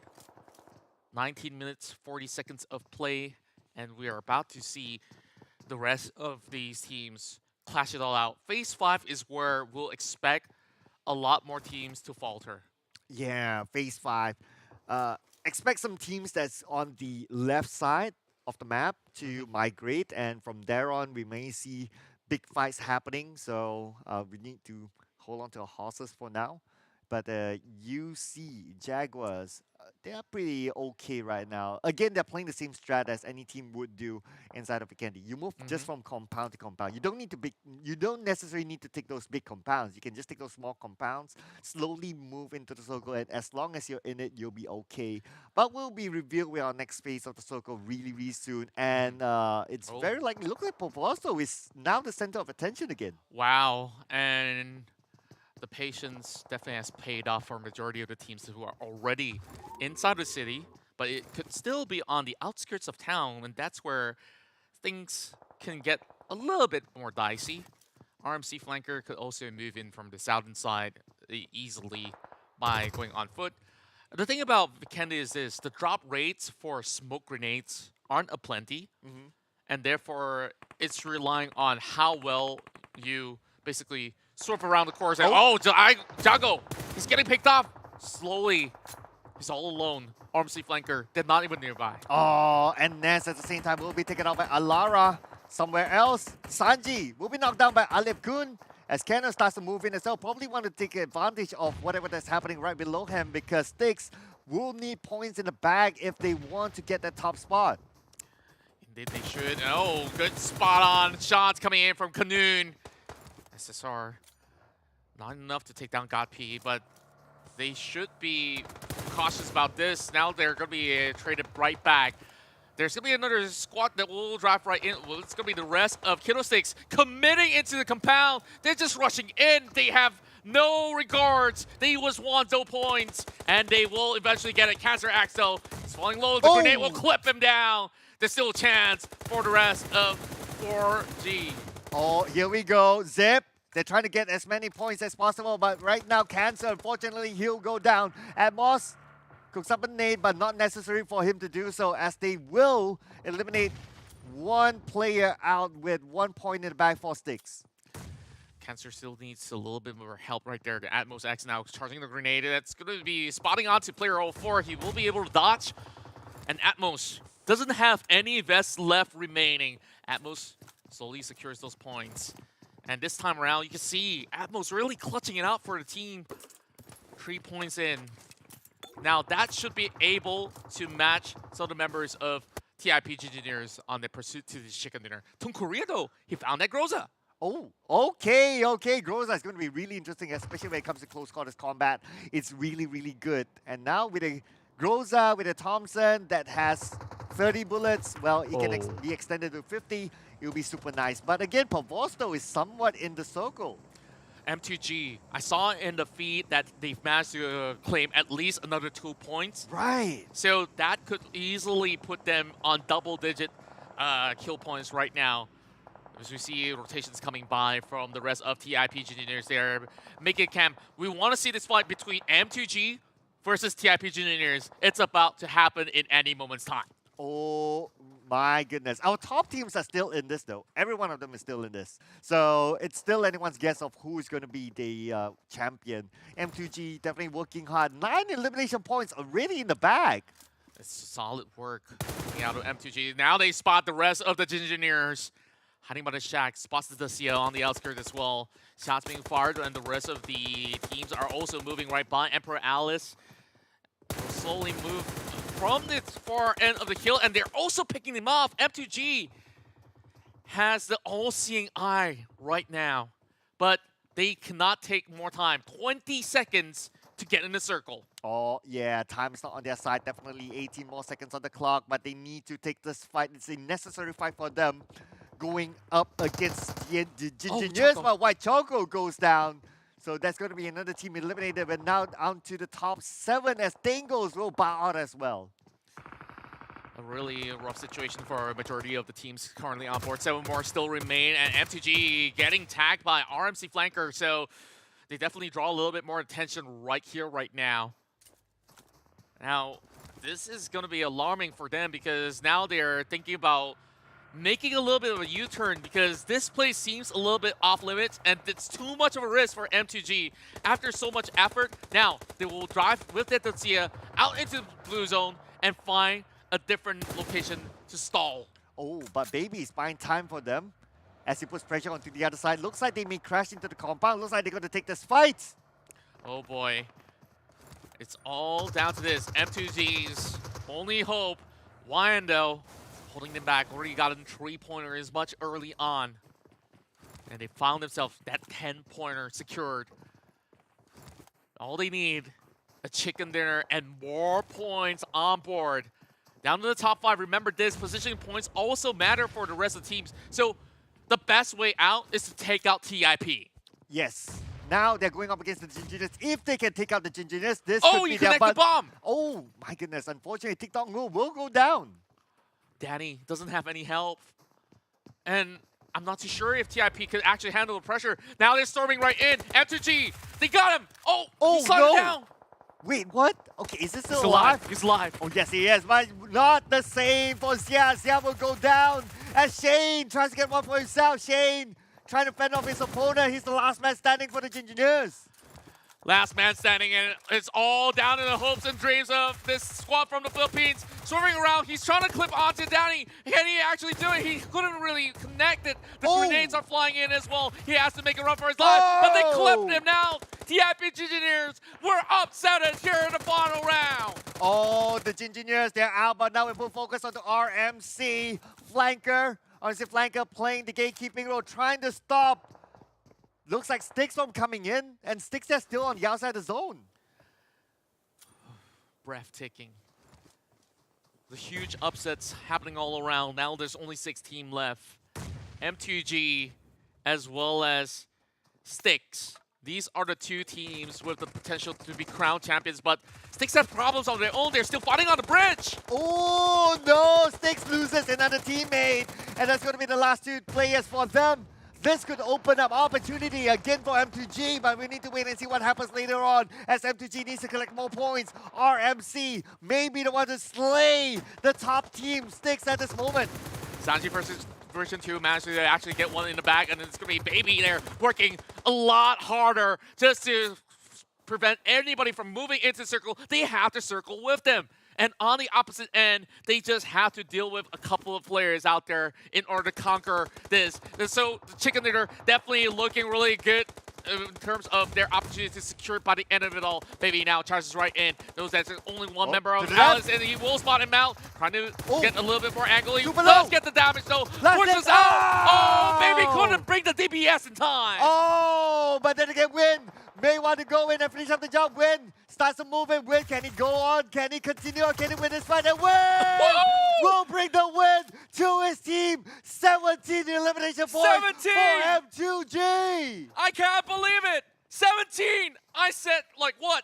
Double digits? They're doing it. Now they're in the top 4. But let's not forget, 𝙏𝙐𝘍 is still in this though. 𝙏𝙐𝘍 Do they is have still enough in kills? this. Oh, we don't know. We need to wait and see. But now, let's get focused on the M2G. They probably need a couple more points before they secure their #1 spot. M2G playing as a duo. They can still do this. Here we go. RMC flanker holding it back. Sinaka spots one and immediately walks into the grenade. Sanji gets blown on top of it all. But then again, here comes 𝙏𝙐𝘍 going for a little bit more refract, going inside of the building as well. This is down to this. RMC flanker. We'll only have 2 players left. Oh. Well, Sanji, he's trying to push in. Oh, he gets on the other side.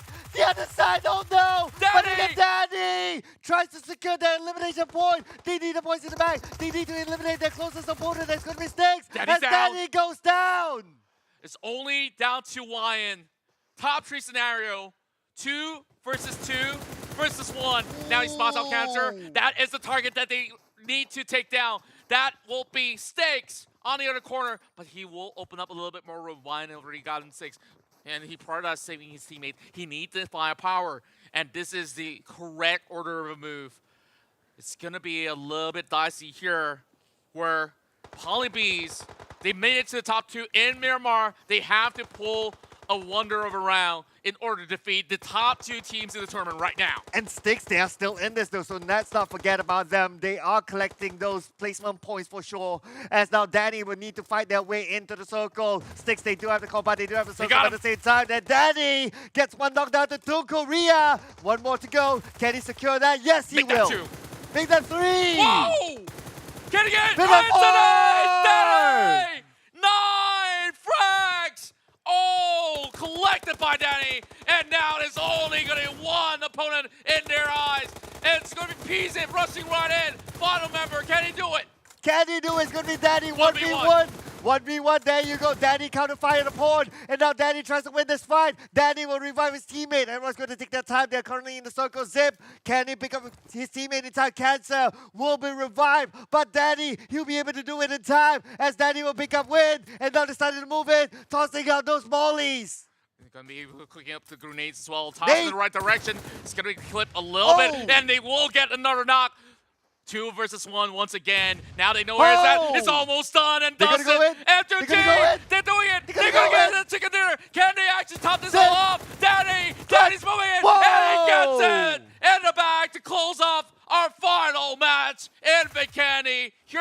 Vivo Turbo Cup Challenge. I'm doing the math now. Okay, 23 points. Is that 23 eliminations? 23 just eliminations. Just through eliminations. I mean, if you talk Chicken about dinner. like 20, anything above 20, that's insane. That's already crazy. Now, I don't know for sure if M2G can do this comeback, because if we look at Styx, they only managed to get like 6 elimination points. Is that even close enough? It's tough. It's tough.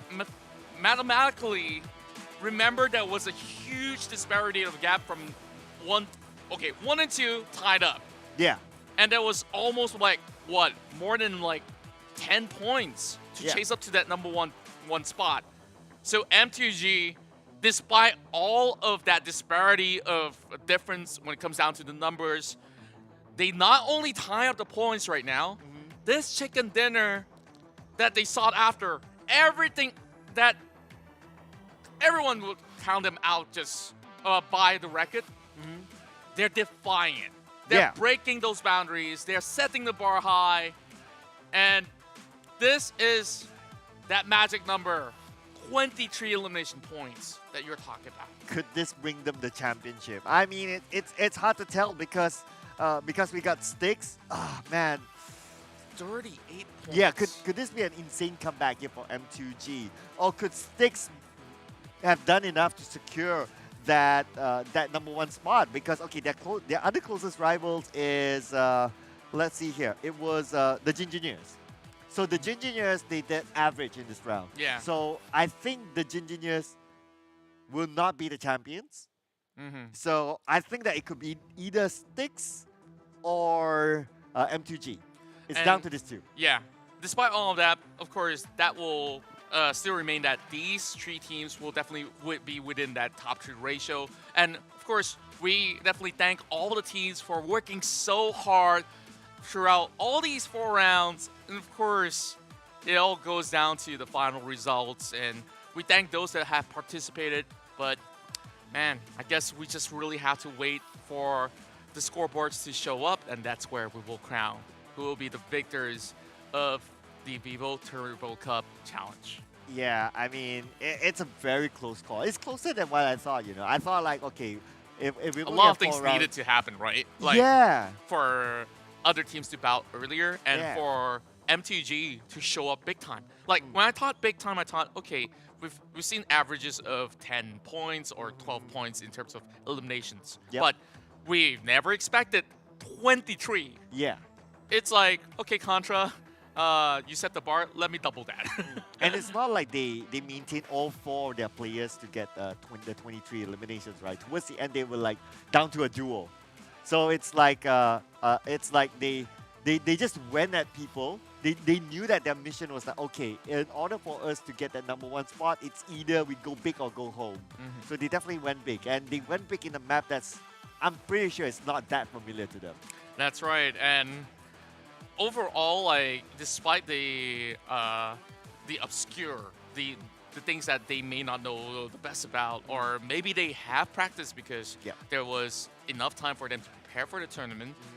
And I guess, like, these are things that they have to do on their own when it comes down to homeworks and preparation. But it's very different when you play like a normal public matchup as compared to a tournament setting. So what I really love is that they know that there's nothing to lose. There's only the word try.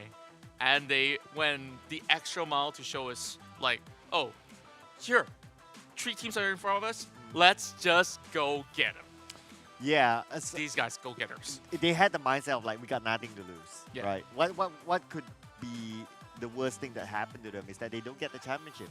Yeah. So by having that mindset, you just go at it, right? Like, you have no fear.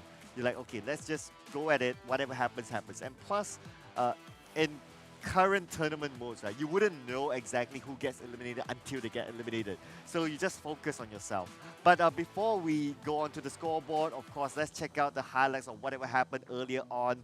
This is, of course, Vikindi. My, oh my, how much we have missed this map. Yes, and this is the reason why we love it so much. Like, things like this can happen. Imagine 23 takedowns by a single spawn is equivalent to you taking 1 out of 3 of the entire map. So we started off with a lot of fights that happened in the Hot Spring Cancer Zone, where we saw Beta Boys and a few other teams basically going at it. And M2G was one of the early ones that initiates all these fights. And despite being challenged, you saw like 𝙏𝙐𝙍 was getting knocked, and they always kept all 4 members with them every step of the way. Oh yeah, and they won the Hot Spring fight clean, maintaining all 4 of them. And that was a big fight as well. That was like, what, 3 teams inside that small area. So they won that. They just went straight, and whoever they saw in front of them, they just took them out one by one by one by one. You know what? I kind of have the feeling that they don't even know, or they don't even know. They just play. It's like they don't even know, like, or they don't keep in their mind. It's like, okay, we need to collect X number of eliminations. Like, you just go at it. If you get it, you get it. Just put the heart on the sleeve, and this was the final few moments. Danny really stood tall against everybody else. Like, that was such a bold move for him to stand out in the open over on this area, and he single-handedly delivered the pain. I know, right? Just look at him swinging from right to left. 4 points picked up, and quickly going for a reset, picks up his teammate, and now throwing utilities despite having the blue zone behind his back. They already know this is already well secured, well prepped, and that is what we have. Check that out. So 38. So Styx only managed to get 6 elimination points. That's 18. So that's a 20 points. You know what? There's a chance. There is a chance that M2G are champions. There is a chance. Yeah, there is a chance. I mean, I don't want to, like, count my chickens before they hatch, but there is a big chance right now. Just look at the gap. There's 20 points gap, followed by Poly Bees, 13 points, Beta Boys, 12 points, RNC Flanker, 10 points in this round, Emperor Alias, 8 points, the Gingineers, 6 points, not gonna cut it to beat the champions.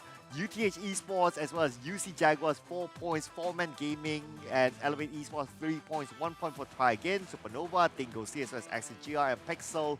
Not their round, no points for them. The only team without a point. Quite the story to tell if M2G would be crowned champions. Well, of course, we still have to wait for the finalized results of all 4 maps to really know whether if it's going to be them or Keto Styx. So imagine that. Game 1, sure, it's everybody's game. Yeah. Game 2, we didn't really see much of M2G. Game 3, okay, they start to show up, making their runs. And final map, we were raving about this map so much because this is where we don't know what to expect. Yep. And this is the points that is so absurd, even in pro play. Tell me the past team that ended up with 38 points in 1 round. I can't recall. Yeah, it's hard. Anything above 20, it's insane by itself, right? And M2G, just look at who's their closest. Like, in terms of elimination points, it's like 6. So they got like what? They took out more than 3. They took out half the map essentially. Yeah, because think about it, they took out like 1 out of 3. Yeah, one third of the map. That is insane. Just considering that it's a map that you may not be as familiar. Yeah, and overall, I think like even if they don't be crowned as champions, they have stories to tell to all their friends out there. Hey, they have at least shown that they have the potential to compete at a high level setting, and it's a bright future for M2G, Styx, as well as so many of all these that have competed out there. So respect to all 16 teams to be given out for all that. Now, it's time to find out who will be the MVP of our previous match. Well, definitely Danny, no doubt. Perfect tenor. Perfect tenor. I mean, among all the MVPs, he has had the most elimination points, so definitely well-deserved. And not only his elimination points, we saw how he single-handedly eliminated, I believe it was a Poly Bees, all alone. So that was crazy as well. Exactly, and overall, this is a feat that is so difficult to be achieved by a player who's playing in any of these settings. And of course, he just went turbo run at everybody out there. So Danny, props to you. Like, he definitely played out of his mind. So I hope to actually see Danny participate in more tournaments to come. But if that's going to be the case, all right. does that also mean that he will be the overall MVP for the whole tournament? Oh, I don't know. It's hard to Because tell Sticks at have this definitely moment. have really good plays for the past few runs, and also not forgetting TIP Engineer, where Shane also popped off. Yeah, I mean, there's some competition, right, on who might be the FMVP. But maybe you can tell us at home, like in the comment section, who you think is your FMVP or your full man of the match for this tournament today. And while we wait for the official scores of who is our official champion, put it in the comment section. We'd like to know from you guys. Exactly. Of course, whether if you're tuning in from the Philippines, Vietnam, Thailand, Malaysia, and beyond, we definitely thank all of you guys that have been watching from the start of the stream, or if you just joined us, it's perfect timing because we're about to unveil the grand champions of the entire tournament. But of course, we'll leave you with a little bit of suspense for now because we still have a little bit of calculation on top.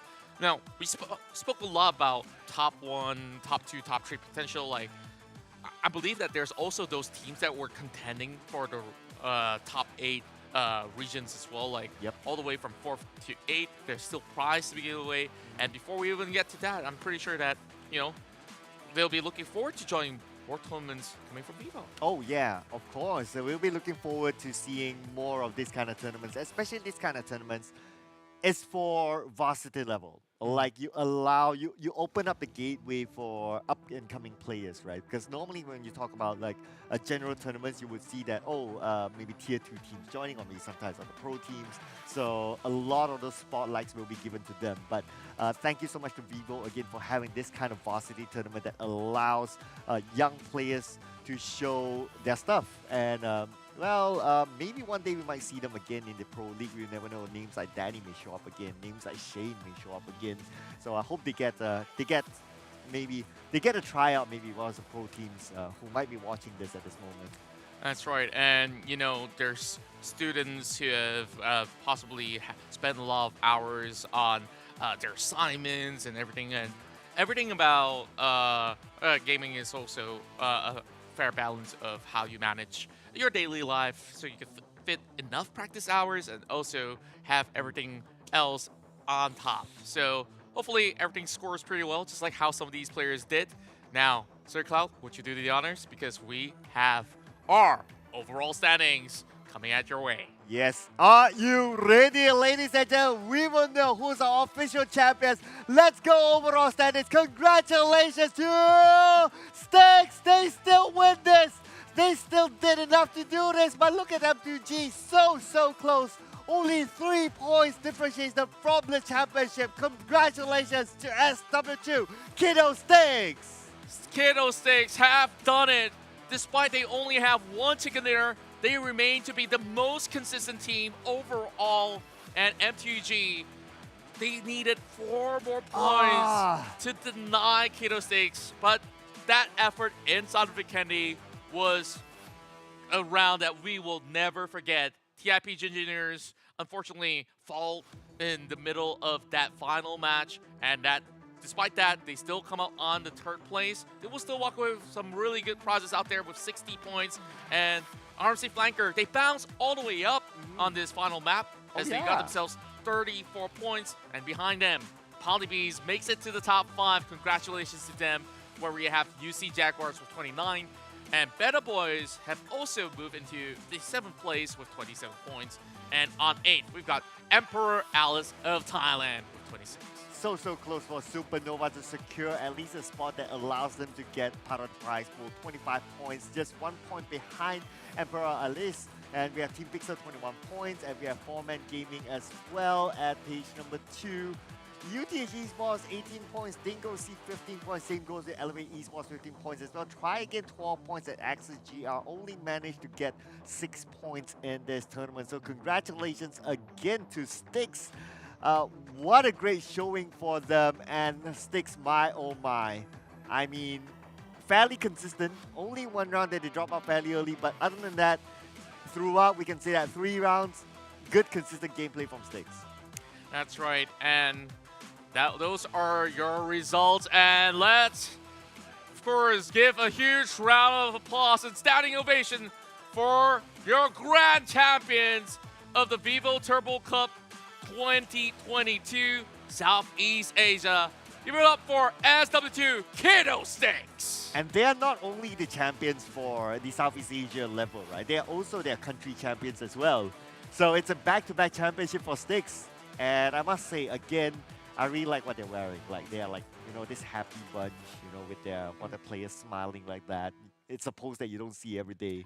Well, of course, now I'm pretty sure the smiles will be even wider on their face because not only are you local champions, now they have found out that they are worthy to challenge the best in the world. So I hope the next step is to put them on global stages once more. And of course, all this were made possible with Vivo providing them that perfect platform to set them up for success. Oh yeah, it's been an amazing day, and of course they work their hearts out, right? It's not only today, it's from the open qualifiers, super open qualifiers, up onto a closed qualifiers, and now they are in the grand finals and they aced it all the way. That's right. Yeah, it's crazy. And well, that final moment, could you imagine if there was any sort of changes of positioning? This could have actually slipped through their hands, but well, it was the best finale that anybody could have actually asked for, and SW2 𝙏𝙍𝘍𝘽𝙊, they definitely are deserving, putting every single point on the board in every single round. So I believe that there's a lot of things that's going to be on their head, so eventually we'll be speaking to the champions themselves. I know, right? Hailing from, okay, I'm going to try this out again. 𝙏𝙐𝙍𝘍 2 school. That's right. Okay, I'm getting better at it. Yeah, so much better. So congratulations to them, and of course, again, like what we talked about, right? Like this team, they bring along their school's badge as their team logo. Like, it's such a proud moment. I'm sure, like, even the school itself will be looking at this and say that, hey, we not only have academic success, but we also have like e-sporting success as well. Coming in from this school. So, I mean, it's a proud moment for whether it's your alma mater or you are still in the school and so on and so forth. But let's hear it. Enough from us. Let's hear it from the teams themselves. Here it is, SW2 𝙏𝙍𝙍𝘍𝘽.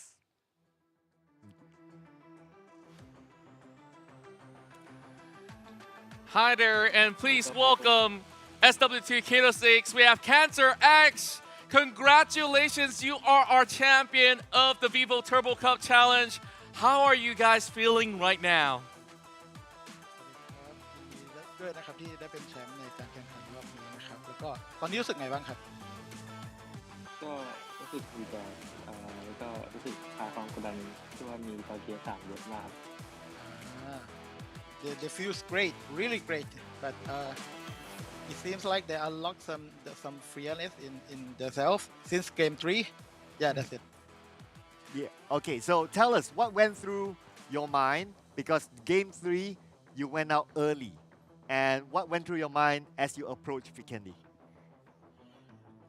ตอนเกม3นะครับคิดยังไงบ้างตอนที่ว่าเหมือนเราเริ่มเกมเร็วใช่ปะตอนเกม3ตอนที่เล่นวีคเอนด์เหมือนกันเหมือนเราเข้าไปในวงไวอะไรประมาณนั้น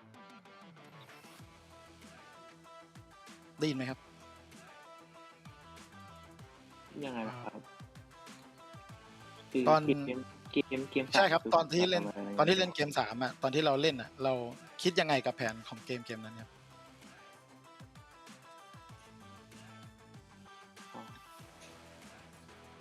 เกม3ก็โดนทีมต่างประเทศมั่วครับมาตัดไปตัวนึงด้วยคนที่เสียไปตอนคือมันแบบมันเป็นแบบให้แบบรูปแบบการเข้าวงเฟสต่อไปมันนี่ครับมีความกดดันมากขึ้นแต่ว่ารูปแบบแผนก็คล้ายๆเดิมแต่ว่าด้วยจำนวนผู้เล่นที่สู้กัน 3-4 แล้วโดนเปิดน็อกไปมันสู้ยากครับและอย่างจังหวะช็อตที่ไปชุบก็คือมันก็เลยอย่างคือแบบไปจอดปุ๊บแล้วลงจากรถแล้วตัวมันเด้งครับมันเลยทำให้เสียหามีSo they have a high pressure on game 3, but it's still on the plan, so it is going well.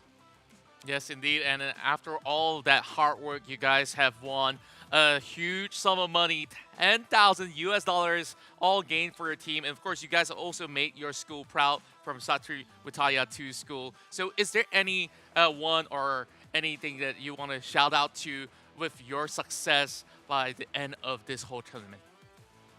โอเคในเมื่อเราเป็นแชมเปี้ยนสำหรับรายการนี้ใช่ไหมครับแล้วเราก็ได้เงินรางวัลมากมายมหาศาลแถมมีชื่อเสียงที่ส่งกลับไปที่โรงเรียนเราด้วยเนี่ยมีคำพูดอะไรที่อยากจะบอกออกมาจากตัวเองไหมครับ ก็อยากให้ทุกคนแบบว่าตั้งใจซ้อมตั้งใจแข่งครับถ้าว่าอยากจะเดินแบบเส้นทางนี้ครับมันค่อนข้างที่จะยากมีการแข่งขันที่สูงครับ แค่นี้แหละครับ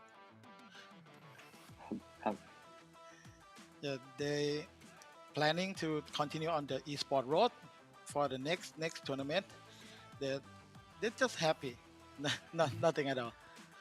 Well, of course, there's many reasons for you guys to celebrate. Of course, we don't want to hold you for too long. Thank you so much for having an interview with us, and we hope you have a happy weekend out there. Congratulations. ขอบคุณมากๆเลยนะครับในวันนี้แล้วก็ยินดีด้วยอีกครั้งนะครับที่ได้เป็นแชมป์นั่นแหละครับขอบคุณครับ ครับอันนี้ออกได้เลยป่ะครับเดี๋ยวรอกันก็ได้ครับ Yeah, okay ครับ All right. Thank you so much for joining us. And of course, once again, these are your champions out there that have won the Vivo Turbo Cup Challenge. So we'll have to say goodbye to SW2 Kilo Stakes. So thank you, Cancer X, for joining us. We'll see you next time for the next Turbo Cup Challenge. All right? Awesome. So we've heard it from them themselves. Like they were so happy with their win that, you know, he was still trying to